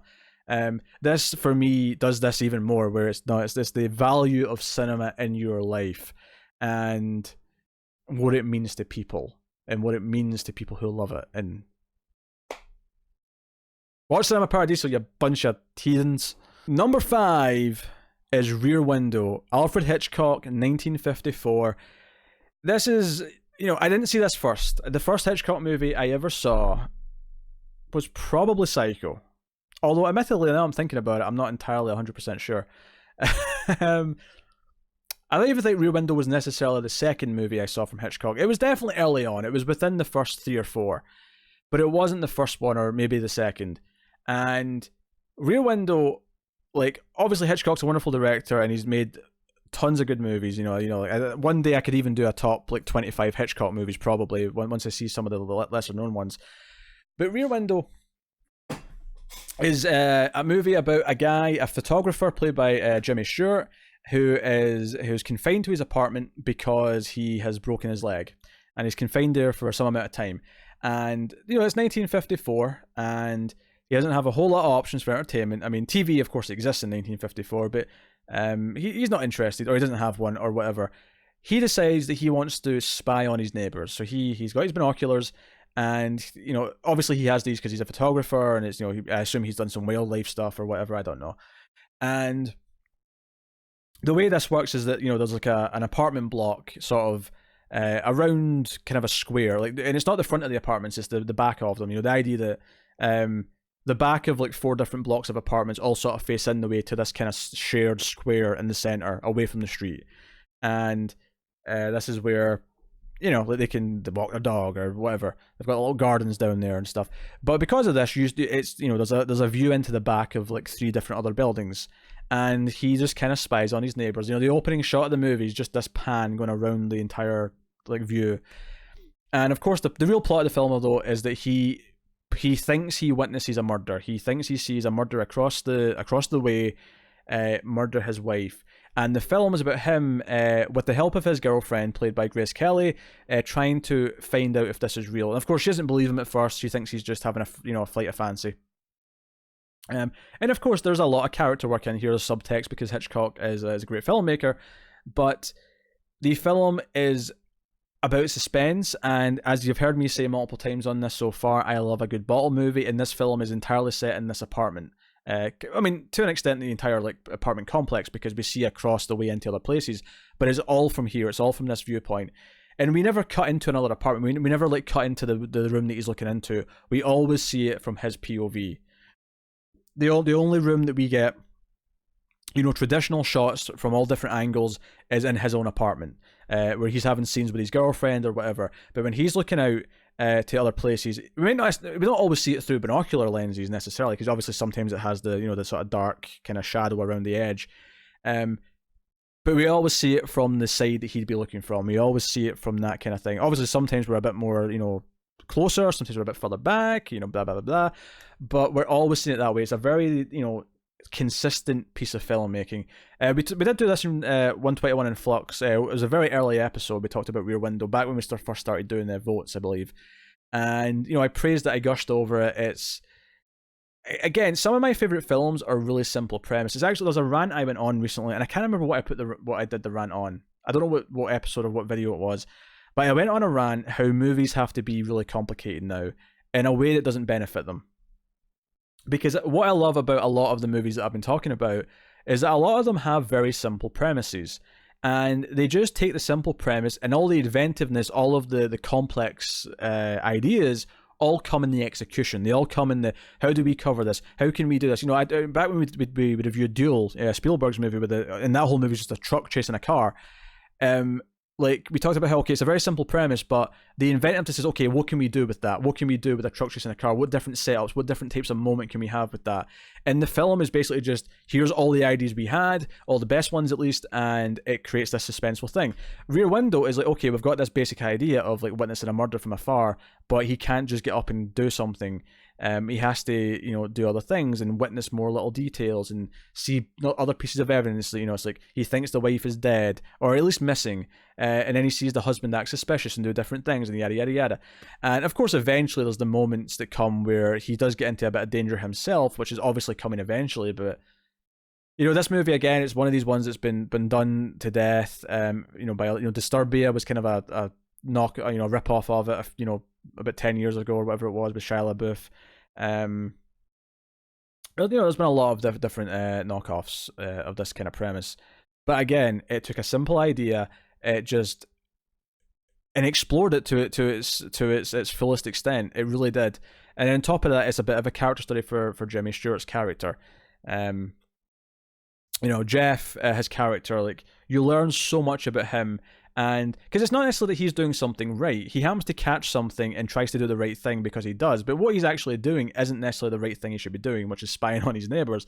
But you learn a lot about him, his mentality, how he thinks about things, the decisions that he's made or not made with his girlfriend yet, and you get a lot of who this character is just through the subjects that come up and the way he reacts to things and talks about things, so that by the end of the film, you feel like he's learned something and he's had an arc, despite the fact that he's been sitting in one room the entire time, trying to solve a murder. But it's Hitchcock, baby. Like, for me, Rear Window is the pure unadulterated Hitchcock masterpiece. And I think, to be fair, I think Psycho was also a masterpiece, and that was not that far ago on my list. But Rear Window, for me, I think just edges it out a little bit and is my favorite Hitchcock movie. So yeah, there'll be no like shock Vertigo reveal in the next batch. But not to say that I don't like Vertigo, because I do. I do think the first half's a little bit slow, but Vertigo's a really good movie. Yes, Rear Window. Yeah, I'll leave it there. I could be here all day. Number 4 is Halloween. And you knew this was coming. Anyway, I said I was like talking about Carpenter earlier. When I had the thing on, and maybe another movie at the bottom. I can't remember. Halloween is my favorite pure horror film ever made. I talked about how Die Hard's my favorite pure action movie. Halloween, again, simplicity, simple premise, but executed with skill, with treating the material like it is the most important story ever told, without an ego, without hubris, but treating it like, no, this is important. We're telling a serious movie about someone who's killing babysitters. And Halloween, if you don't know what it is, young Michael Myers, who when he's 6 years old, I think the age is, kills his sister, his older sister, and goes to a mental hospital, and he breaks out 15 years later to escape back to his hometown of Haddonfield, where on Halloween night he will try and murder as many people as he sees fit, typically babysitters and their boyfriends. And really simple movie, but you have like the filmmaking a lot of times, for me in horror movies especially, because horror movies tend to be simple premises, and I don't necessarily need in a horror movie like a great character arc. I don't necessarily need the characters to go through these big changes, although it's great when they do. It's great when a horror movie elevates itself, and I think this does have a little bit of that. With Laurie, it has her becoming this stronger character, and she's like the protagonist. She's the protector of the children, where the other babysitters don't care about the kids. She's the one who doesn't want to abandon them, and that's what makes her the hero. But yada yada yada. I could go on and on. But you have like just the camera, the way the camera moves, the way we have these steady cam shots. It makes great use of the 2-3-5-1, where Michael's over to the side or he's in the background. You have long takes, you have the pacing that builds suspense, which is the main thing that I thought was missing in the 2018 Halloween movie, is I just thought the pacing was wrong and resulted in none of the movie being that creepy or scary or tense or whatever words you want to use. I just don't think the pacing was there, and the direction let it down. Wasn't the only problem, but that was the big problem for me, that just completely made the movie not be good. I can compliment some elements of it, but for me ultimately it's a failure, because I just can't watch it and think of it as a movie that lives up to even like half of what Halloween is. And Halloween is full of great moments with Michael, or the Shape as he's credited as, and I like using that term because I'm a nerd and a snob, but no, like the Shape is this wonderful, simple. Who'd have thought that the best mask in movies would have been made from a spray painted William Shatner mask? Like, who'd have thought? But it's delightfully creepy. He has such presence, and much like the Terminator, he is this unstoppable killing machine who, moves quietly. He never talks. He comes out of the shadows. There's so many moments in the third act that I'm not going to spoil, that, you know, certain sitting up scenes, certain coming out of shadows, certain things like that, that are just iconic moments that work so well. And obviously the music has to be brought up. John Carpenter, who also scored the film, which is, you know, very unique amongst movies. It's not very often you hear the director also did the music. But that main theme is iconic, and as is a lot of the other little pieces in there, and it's so simple and perfect for what the movie's trying to do. It creates this tone, this feeling, you know, like much like, I mean, it's funny actually that Die Hard is both, I think, the pinnacle of just straight up action movies, but also probably my favorite Christmas movie. Halloween is both my straight up horror movie favorite and also my favorite Halloween movie, funnily enough. It's weird how we keep tying these to holidays. But again, it's the idea, the simple idea, the simple nature. I said, okay, we're going to have a guy kill people on Halloween. Oh, the name's not been used before? We'll call it Halloween. Perfect. Because, you know, originally it was going to be the babysitter murderers or something like that. The way Michael moves, the way the shape moves is wonderful. It's a great performance by Nick Castle. Jamie Lee Curtis is great, of course. But ultimately, it's the suspense. It's the direction in the music. It's the following a character from point A to point B, knowing that something's coming. It's the build up to the release of the horror, and no movie I don't think has done it better on a pure level that Halloween has. And for me, like all the little, you know, the boogeyman and the little things that are in there. Obviously Loomis as well. I didn't mention Loomis, but Donald Pleasance, he's a wonderful aspect to the movie. Who adds, you know, there's a great moment with him in the movie where he stops, like he has a little joke with kids, you know, because he's been such a serious character all movie, because he's like, oh, worrying because the boogeyman's coming to town, he's going to kill people, he's dangerous. But there's a great moment where he kind of scares some kids off, but he has fun doing it, and it reminds you that, like, he is actually a human being with a sense of humor and levity in him. It's just that he doesn't get a chance to use it that much because of the job he has and because of the people that he's around. And he really relishes this moment. And it's just enough so you know, like, you understand that it's not just the theoretical idea that he doesn't want Michael to kill people. It's that, no, he actually genuinely cares about people. That's maybe why he's a psychiatrist, is he actually does care about people. He cares about the people in this town. Much like Laurie, and that's why those two characters are our heroes in the film. So, again, I actually, you know, for patrons, I did an audio commentary track for Halloween a couple of years ago, which you can find at the $5 tier and up on patreon.com/MailFuzzTV. I'll just promote that here. I stopped doing the movie commentaries because they were hard to fit in, and it was a struggle, like, constantly coming up with movies that I could do. At least without having to watch them again to kind of, like, you know, because it got to the point where it was going to take at least a viewing plus note taking plus other things to do some commentaries. Whereas Halloween, I didn't do that. Halloween, I'd seen so many times, I just sat down and started talking with Halloween playing, because I've got loaded opinions. I'm ready to go on Halloween. But so I stopped doing that after a while. That's not to say that I'll never come back. There's some fun commentaries with me and Tim together, and even one or two with me and Matt. That you might enjoy as well, which we stopped doing a while ago, but they're still there for $5 patrons, you know, in the past. So yeah, Halloween, it's, you know, for me, it's a genre-defining film, and where the horror genre peaked. And not that I think it's bad right now. I think there's tons of great horror movies still coming out. There's a lot of bad ones too, because they're cheap to make, so you get tons of shit. But, you know, Halloween kind of, like, it took Psycho, it took Texas Chainsaw, it took everything that came before it, and put it in what I think is the perfect package, and that's Halloween. Number 3 is Diabolique, which is a French film from 1955, or Les Diaboliques. I don't know. I'm not going to try and pronounce it the French way. Henry Georges Clouzot is the director. Obviously, he popped up before with Wages of Fear, which was fairly high. And I saw Wages of Fear first, and I saw Diabolique second. But once I saw Wages of Fear, I'm like, oh, I have to see more of this guy's movies. He's got another movie I've seen. I've seen 3 movies by him. I saw The Murderer Lives at 21, which is really good. It's not as good as those two because it's not in my top 100, but it's really good.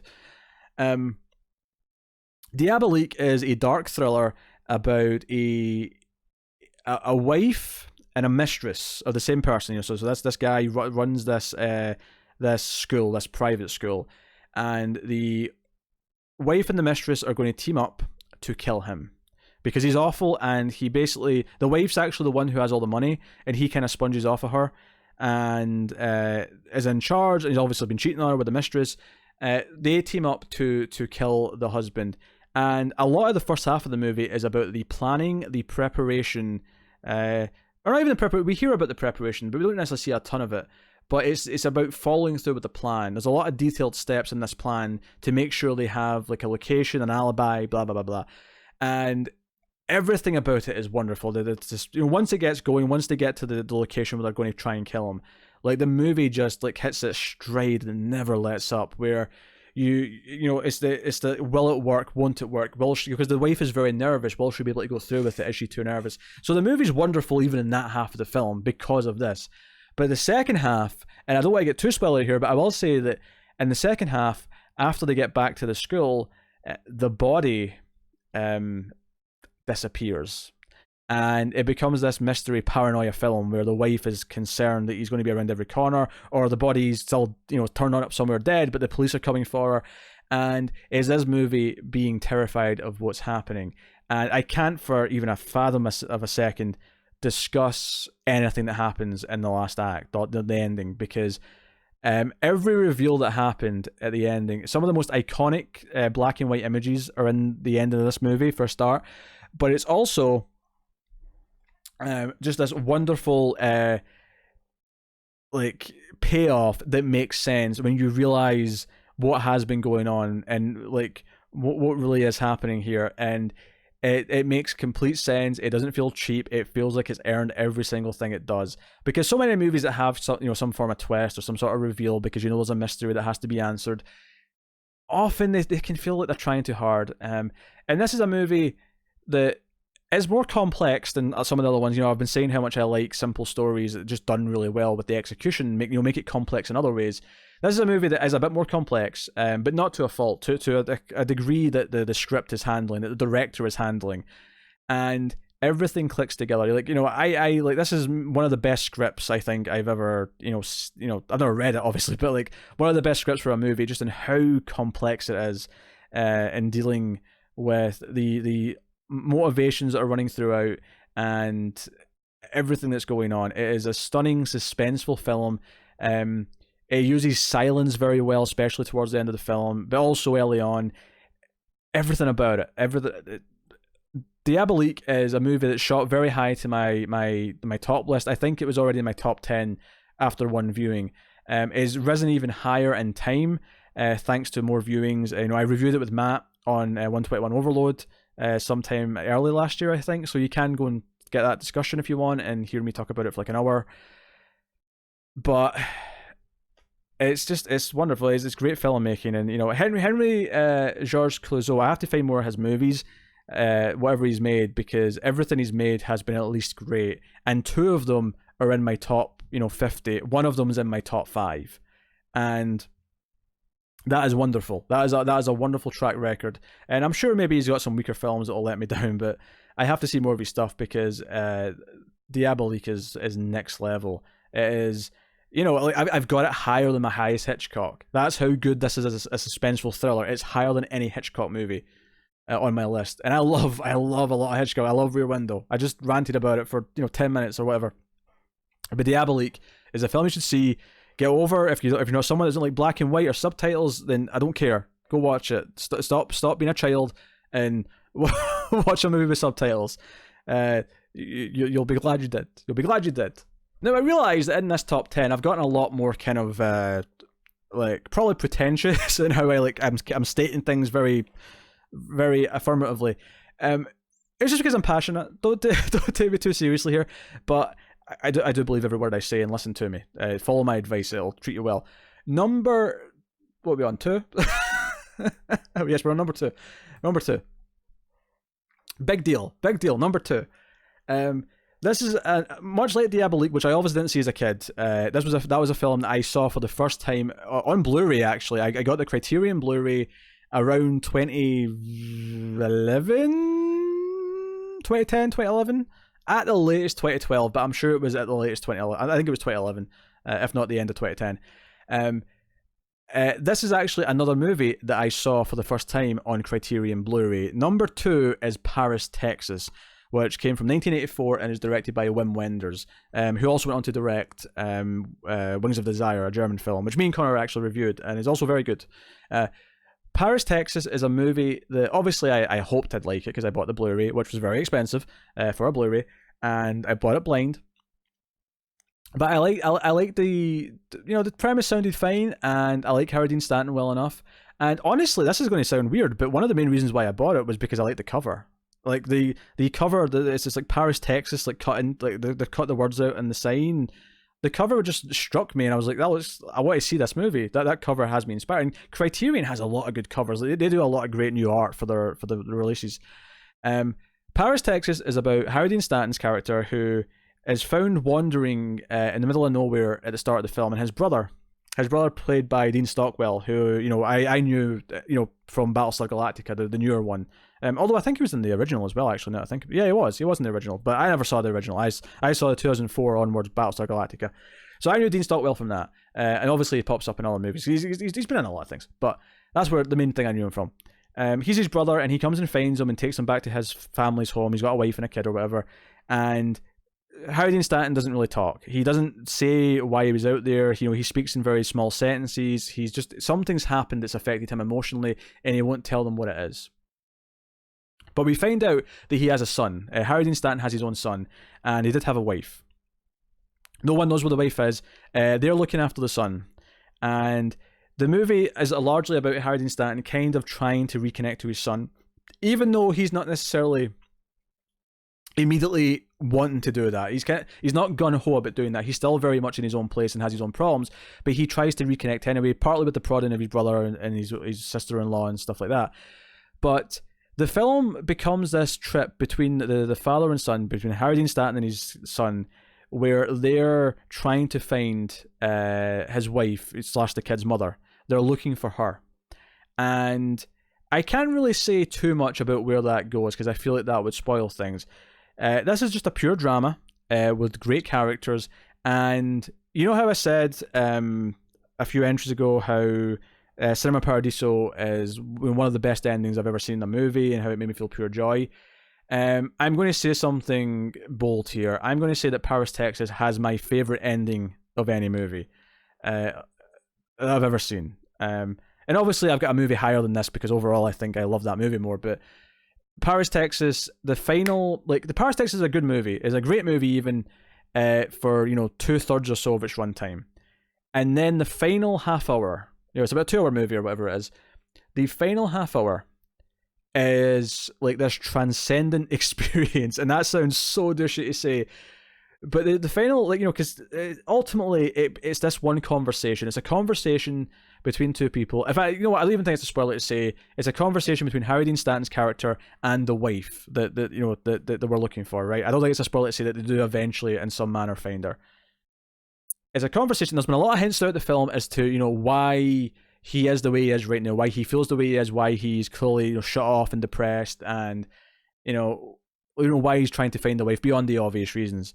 And this conversation, which I will not spoil, I wouldn't dream of it, is this monologue from him to her that is one of the best performances I've ever seen. It is heart-wrenching, it is gut-wrenching, it is all kinds of wrenching. You're brought to tears, and it's this thing where it finally reveals what everything's about, what everything that is, and you got some hints before then, but it's this moment, this idea of, this movie's a character drama. It's a character drama about a character having to make amends for something that he has done. And this scene where he talks to her, and it's a long scene where she, for the most part, just listens to him. There's not a lot of dialogue from her side, because just because it is about him, and she doesn't necessarily want to talk to him, but he has to say what he's going to say. And by the end of it, you realize what this story's about, and there's a couple of key words that I'm avoiding saying, 'cause I don't want to spoil kind of where it's going or what the movie's about, but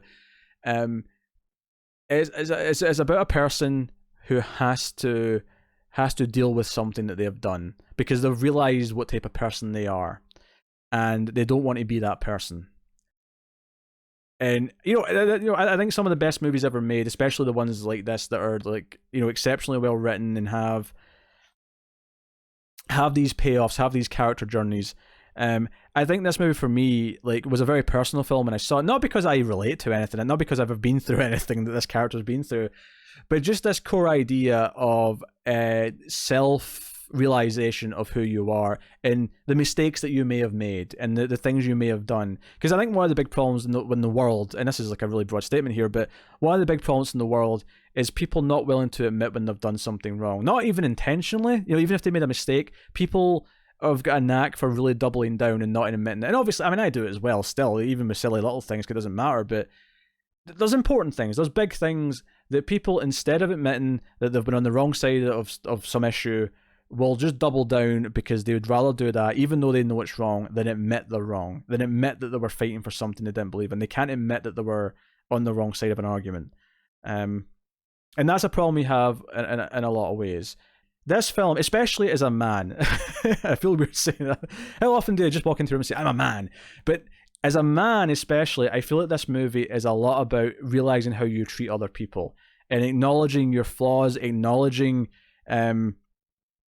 what you've done and what you've said, no matter how little or serious, and little things necessarily aren't as important unless they build up, but serious things that you may have done without realizing, or maybe realizing, which is even, worse, obviously, because you're doing it intentionally, and growing and understanding and deciding who you want to be, that you want to be better than that. And I think this film, for me, kind of spoke to me at a time, when I think I saw this when I was 2021. So, and I wasn't an awful person before I saw this, but I think this film for me really struck a chord in the way I think about how I act and how I treat people, especially people who aren't dudes, women, that being women, especially. Not that I was awful before this point. I think I've always been a pretty decent dude, but I think this made me want to understand when I do something, if I have done something, and acknowledge other behavior that I want to call out, that I want to say is wrong, and I think, and this makes it sound like it's this big movie with a message, and it's not. Like I think people are going to hear what I'm saying now and think, oh, it's a Doctor Who episode that's trying to teach you about, sexism or racism or whatever, and there's nothing wrong with that. Let me make that clear. I am okay with moral messages in movies. But this movie's about the character first. It's about the character journey and about what he's went through and about him. And when you realize what he's doing and realize what he's trying to atone for, it really works. And it's one of the best scenes I have ever seen in any movie. And it is just talking. It's two people talking. In fact, hell, it's one person talking and one person listening. It is basically a monologue. And Harry Dean Stanton, who gets a lot of small roles in a lot of things, he's an alien, he's in a lot of David Lynch stuff, and he has all these bit parts. He is a phenomenal actor, and it's insane that he was not more of a leading man, because he hit me. He hit me in a way in this movie that struck a personal chord in a way that a lot of movies just never do. Even the great ones, even the best ones. There's very few where I personally feel like I've I don't want to say life-changing because that feels a bit too dramatic, but just it hits me in a way where I think about something in real life a little bit differently because I feel like it's taught me something. I feel like I've learned something about being a person because of it. Paris, Texas is that movie for me. It's a wonderful film, and it probably hit me at the right time in my life where I needed an experience like that, and I cannot recommend seeking it out. It's I don't know if it's on the Criterion app, but it's a Criterion Blu-ray, maybe on the app. It's definitely, I think, on the BFI player in the UK. Seek it out, go watch it. It is a wonderful film, and I will review this someday with someone. I will have an hour or 2 hour episode just talking about this movie. I would love to do that, and it will happen at some point. But until then, just let me implore you to go seek it out and watch it. Because, very few people have actually taken my advice and watched it. I mean, I've got quite a few friends, and I can name some of them because some of them are my co-hosts, who say, oh, I want to watch that because you rate it so highly. But they've still not got around to it. But the one or two people who have, and people that I don't even know that well, who have taken my recommendation, have been very thankful that they did. So it is a drama. It's not an action movie. It's not got aliens in it. It's not got time travel or explosions or anything else. It is just wonderful writing, directing, and performing, and it is an important story. So go watch Paris, Texas. Well. We have arrived at the moment that we've been building to. That this final part is going to be over 2 hours long. I can't help that because we're already just about to hit 2 hours. And before, much like in the past, with the past countdowns I've done with Connor or whoever, I am going to recap the 99 films that I have said so far and talked about. I do recommend watching all 4 parts if you've skipped to this one, just to hear what I've got to say about these, because I'm just going to list them. And I'm going to list 100 honorable mentions after I do number 1. So look forward to that too. But here it is. Here's the 99 films so far before I say my number 1. And my number 1's not surprising. I'm sure people have guessed it. I'm sure people know what it is. But here we go. Number 100, The Elephant Man. 99, A History of Violence. 98, The Truman Show. 97, Charade. 96, 8th Grade. 95, Teenage Mutant Ninja Turtles. 94, Galaxy Quest. 93, Hugo. 92, Her. 91, Lee Trow. 90, The Invisible Man. 89, The Good, the Bad, and the Ugly. 88, Dawn of the Planet of the Apes. 87, Persona. 86, First Blood. 85, A Clockwork Orange. 84, Night of the Living Dead. 83, The Hunt. 82, Eyes Without a Face. 81, Reservoir Dogs. 80, Lolita. 79, Memento. 78, Mad Max Fury Road. 77, The Matrix. 76, Gladiator. 75, Sympathy for Mr. Vengeance. 74, Locke. 73, Basil the Great Mouse Detective. 72, The Sixth Sense. 71, The Cabin in the Woods. 70, Star Wars. 69, Pulp Fiction. 68, Raiders of the Lost Ark. 67, 12 Years a Slave. 66, The Abyss. 65, A Touch of Evil. 64, One Flew Over the Cuckoo's Nest. 63, Ghostbusters. 62, Save the Green Planet. 61, Bubba Hotep. 60, Double Indemnity. 59, The Goonies. 58, Predator. 57, Superman the Movie. 56, Black Christmas. 55, Nosferatu the Vampire. 54, Gravity. 53, Thief. 52, Django Unchained. 51, The Iron Giant. 50, The Shining. 49, Explorers. 48, Phantasm. 47, Robocop. 46, Kick-Ass. 45, Shame. 44, Jaws. 43, Hero. 42, Collateral. 41, Taxi Driver. 40, Jurassic Park. 39, Werkmeister Harmonies. 38, Moon. 37, M. 36, The Thing. 35, The Dark Knight Rises. Don't at me. 34, District 9. 33, Once Upon a Time in the West. 32, The Wages of Fear. 31, Godzilla. 30, The Shawshank Redemption. 29, Old Boy. 28, damn it, I went all this, I didn't mess up for like 70 numbers. 28, 3 Iron. 27, Revenge. 25, Terminator 2, Judgment Day. 25, wait, what? That's 26. 25, Let the Right One In. 24, Stalker. 23, Psycho. 22, Die Hard. 21, The Dark Knight. 20, 2001, A Space Odyssey. 19, Mulholland Drive. 18, 12 Angry Men. 17, It Follows. 16, Inception. 15, Dawn of the Dead. 14, Drive. 13, Alien. 12, Kill Bill. 11, Back to the Future. 10, Serenity.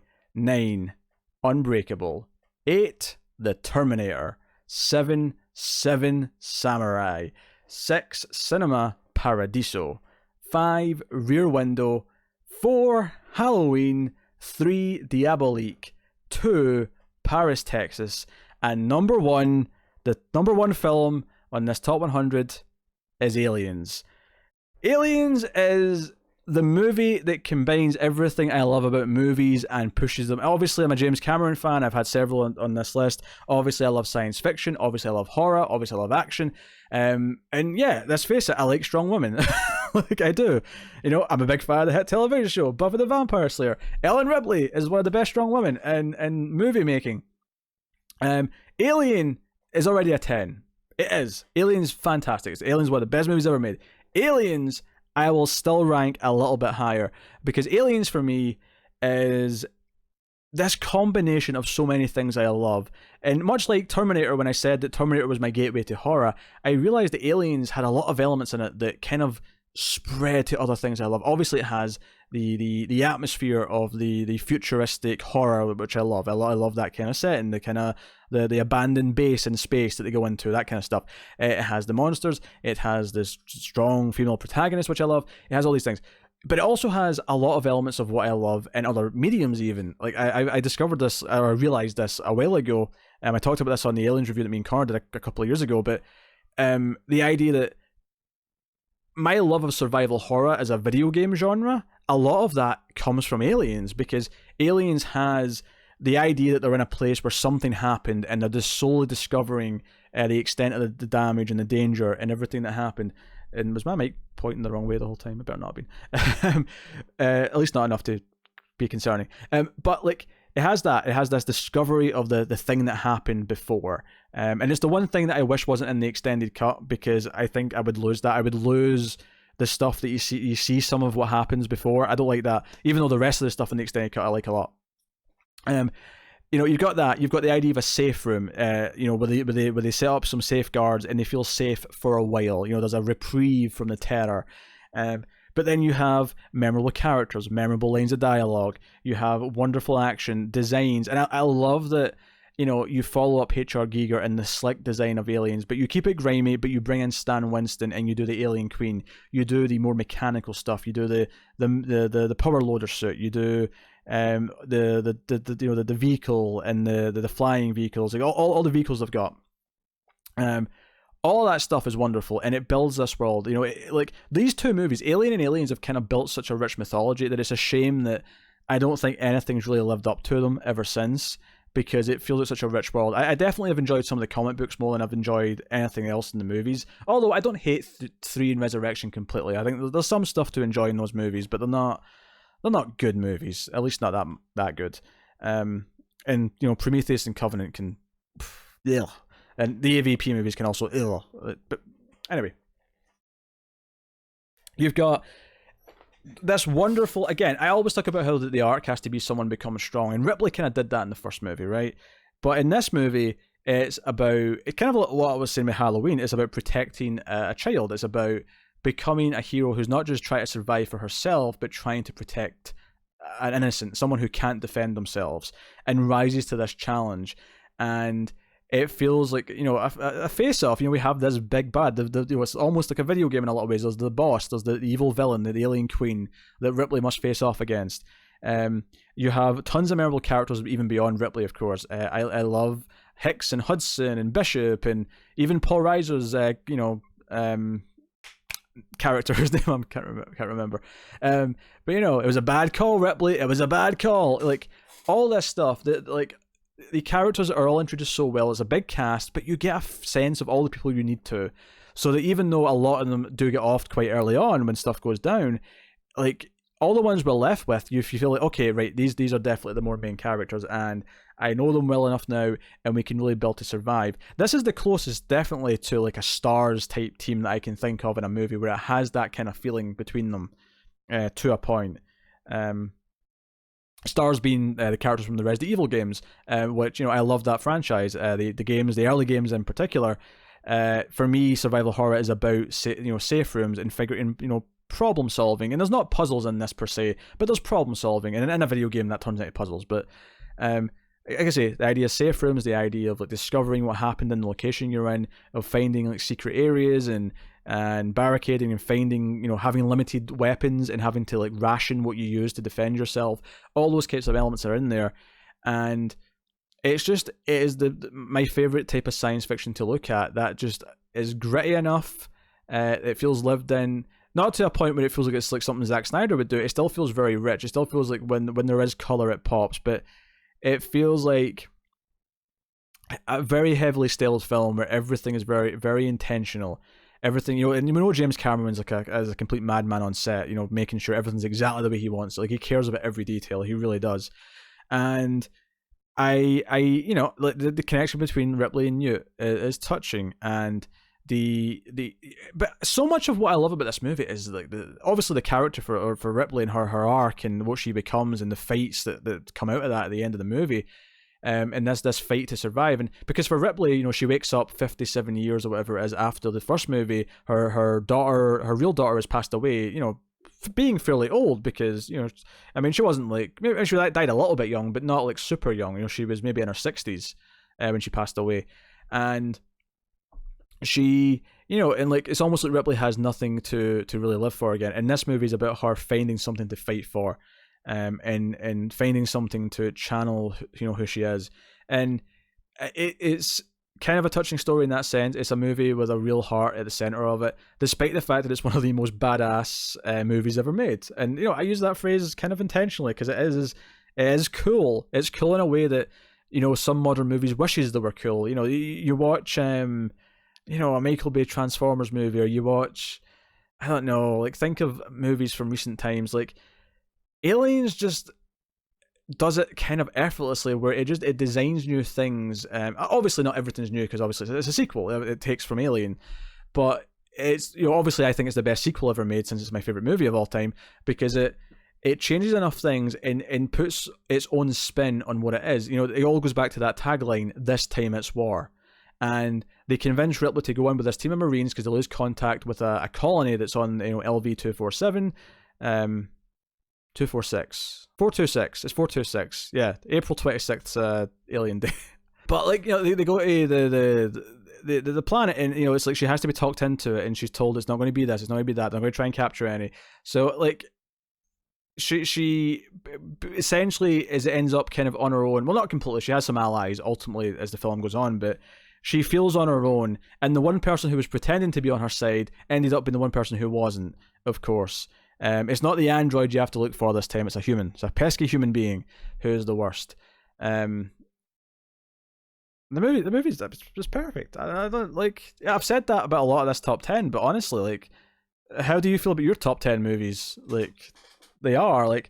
I think for me, these strike a balance of being exceptionally, and for the most part, fairly objectively well-regarded movies that have a lot of critical success. Serenity may be the one that sticks out as not being as high on that list, but. Maybe Unbreakable too, but like it's a nice mix, I think, at least for me. While I was making this list, I felt quite satisfied that this top 10 for me was not only things that I think are great and well made and have all the elements I think make a movie genuinely good, and as much as objective as you can get. I mean, there's no true objectivity with movies, but there's definitely things, like if the sound mixing is bad, the sound mixing is bad. If the edits don't have continuity and you can see like repeated actions, that's just objectively bad. But obviously nothing's like that in my top 100. But for me, they have that, but they also have these personal attachments where they all mean something to me, either because I grew up with them, either because they define a genre for me, or because I saw it at a really important time in my life, or because it made me rethink something about myself, or it spoke to a love that I have, or something. They all struck different chords with me. And if you look at this top 10, you see my love of, science fiction kind of defined by Aliens and the Terminator, obviously both James Cameron, and to an extent, and Serenity. Of course, Serenity is also Firefly. Although I'd probably go one step further and say that's kind of representing my love of Joss Whedon, because my love of Joss Whedon's work kind of extends beyond whatever genre it is. Obviously, I didn't really watch his musical because I don't like musicals, but, and by that I mean the Much Ado About Nothing. It's not a musical, sorry, it's the Shakespeare one. I saw the musical, I didn't mean music. I misspoke there. I've seen Dr. Horrible. And that was fun. That was a fun little thing. But like I love Buffy, I love Firefly, I love Angel, I love his work in general. But it also happened to be sci-fi and is wonderful. Unbreakable in a lot of ways represents my love of superheroes, my love of that type of concept, because I love a lot of superhero stuff. But Unbreakable for me takes that and puts it in this wonderful well-made film. Terminator represents a love of my sci-fi, but also my gateway to horror. Seven Samurai, in a lot of ways, represents my love of Asian cinema and classic cinema from around the world. Cinema Paradiso is my love of film itself, as well as obviously being a European film. Rear Window represents my case of my love of thrillers and classical Hollywood and Hitchcock. Halloween, like I say, to me is the pinnacle of horror films, and kind of, for me, what is the benchmark for them. Diabolique, French cinema, but certainly thriller and sort of dark storytelling with that doesn't pull punches. Paris, Texas, I went in depth about how much that film touched me and what it meant to me in terms of just what it's about and what it does with its characters. And then Aliens is kind of, it puts a lot of those things together. It puts together something that I've watched since relatively early on in my childhood, with the horror, with the sci-fi, with the characters that I kind of like. And it's notable that I mentioned that I love strong female characters. It is worth mentioning here that Aliens, Terminator, and Halloween with Serenity are the 4 out of 10 here that really have that. And I think I think a lot of that is because obviously there's other examples. If you go Kill Bill, for example, was only number 12, so obviously there's examples not too far after that. But I think when it comes to strong females, there is definitely maybe a lot more notable examples in TV, and largely that's thanks to Buffy, and obviously Xena was around the same time, which I've never seen, but so Aliens encompasses so much of what I love about other films into one kind of perfect bow. That appeals to me, that it's got a little bit of humor, but it still takes itself very seriously and is pretty dark. It's got characters that have heart. It's violent. It's got a bit of gore. It's got some horror. It's got sci-fi. It's got that mythology. It's got that atmosphere. It's got everything there that I want in a movie. And because of that, because there was a long time where I wouldn't have picked a favorite movie. I said I don't have a favorite one. I can give you maybe a handful that aren't in order, and I'll just do that to sort of represent my different taste. And for the most part, I think my top 10 does that.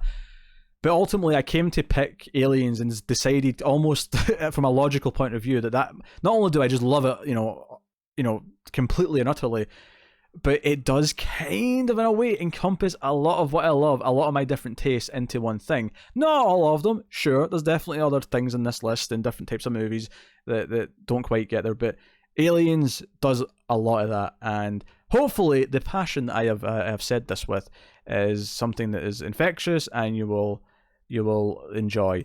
So with that said, I am going to now read 100 honorable mentions, which are not in order.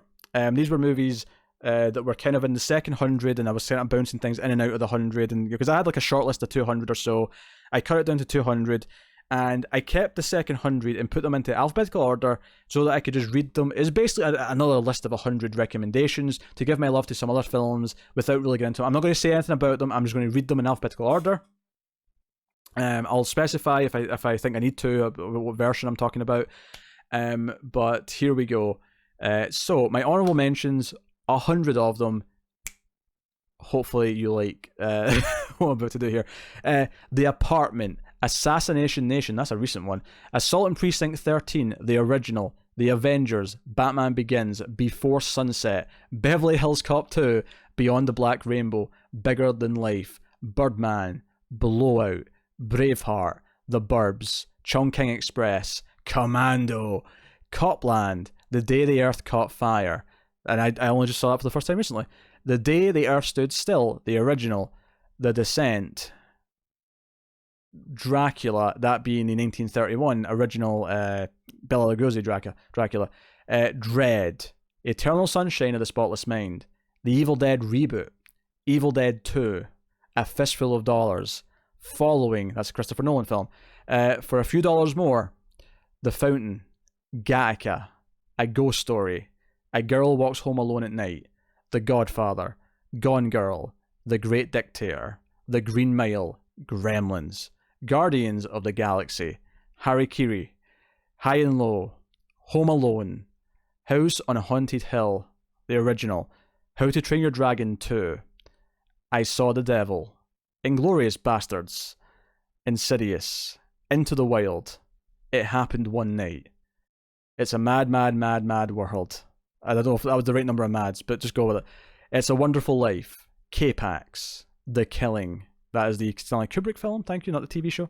The Lady Vanishes. Lethal Weapon 2. Little Miss Sunshine. Man in the Moon. Manhunter. Me and You and Everyone We Know. The Mist. Monsters. Mud. The Murderer Lives at number 21. The Night of the Hunter. No Country for Old Men. Paths of Glory. Planet of the Apes, the original. Prince of Darkness. Rebecca. Rebel Without a Cause. REC, or REC, the Spanish found footage zombie movie. The Road.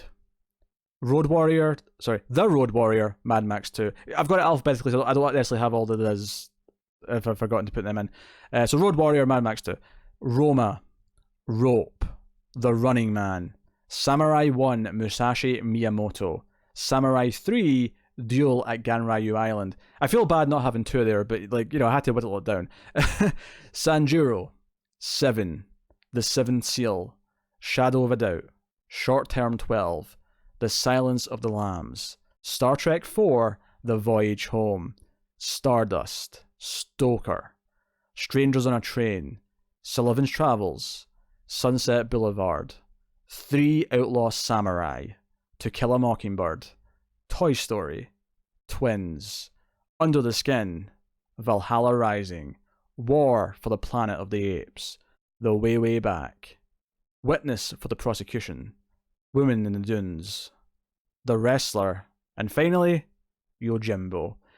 So that's 100 honourable mentions that were kind of next. Obviously, I just put them in alphabetical order. I didn't want to have to sort these and decide what was better and what. This is just a straight A to Z of some honourable mentions to give you some more recommendations, some more ideas, another big chunk of example of my taste. A lot more foreign movies in there, a lot more kind of fun movies from my childhood. Because I'm weird like that, So, no, wonderful set of movies there. Obviously, I think that because I love them. So, if you're mad that some of those didn't make it into the actual top 100, I apologise, but that's why I wanted to do the honourable mention. I wanted to give some love to these other films. I have been talking for a long time. My water, which is almost full, is almost warm because I've been talking here on my own for over 2 hours doing this final part, and I am crazy enough that I might even just start editing this immediately. Because I love doing this. I love doing this top 100. I love making this list. I love telling you why I love these films, and I'm excited to do more. And I'm excited to see your picks in your top 50s, which a lot of you have sent in already. The deadline's the end of the month, which by the time this goes up might be very soon. Sending your top 50 movies of all time, ranked, numbered in order, very easy to clearly see which one's which, to mftvquestions@gmail.com. If you send in your top 50, they'll get points based on where they rank, and there'll be a results show next month with the Male Fuzz TV community's voted for top 100 films. So you can look forward to that. And I think we're going to do the same thing in October for horror movies. So if you want to start working on your top 50 horror movies, don't send it in yet, but we'll tell you more about that come October. Come the start of October, or maybe the end of September. So look forward to that. But yeah, hopefully this was fun, and this was something of a sort of side project I wanted to do on top of the other things we review and the other stuff we make. It's something I want to keep trying to do, is try different things along with the regular content we do. And obviously a countdown is not exactly completely new, but I wanted to put a lot of effort into this one and really kind of treat it as a project. And I want to do more projects, and I'll come back and do other countdowns, but that's not what I'm going to do next necessarily. Although there will be a countdown at the end of the October film with me and Tim, and there will be other things coming up. In fact, me and Connor will be doing our top 10 trilogies very soon as a pair, so you can look forward to that too. But yeah, so thank you so much. Thank you so much for sticking around and listening to me yammer on for all this time. You can, of course, go to Patreon, patreon.com/MaleFuzzTV, where you can support us for as little as $1 per month, and you can get bonuses, exclusive, some extras. You get an exclusive episode of The Ace every month, our sci-fi movie podcast, an exclusive episode of our horror movie podcast, streams after midnight every month. Plus, you get early access to some stuff. The higher tiers, you get to vote on certain things. You maybe get to sponsor certain things, even higher tiers. $20 tier, for example, gets your name at the end of all the videos. So go have a look if you want to support the content we make and everything we do, and keep it all coming. Go do that. You can also support us, of course, by liking, subscribing, commenting, let me know what you thought of the list. Give me your normally at the end of these lists, I expect people to put their own list in the comments. I would probably say don't do that this time, because you're submitting lists to me anonymously for the thing. So in order to keep it a surprise for people, what the results will be, it would make more sense to not share your list until the end of the results show, where there's been results, and people can kind of share what they've made. So thank you once again so much. I will see you for another movie project or something else soon. I love you guys loads. Keep watching movies, guys, and always remember that if you can get it, it's always good to have diplomatic immunity.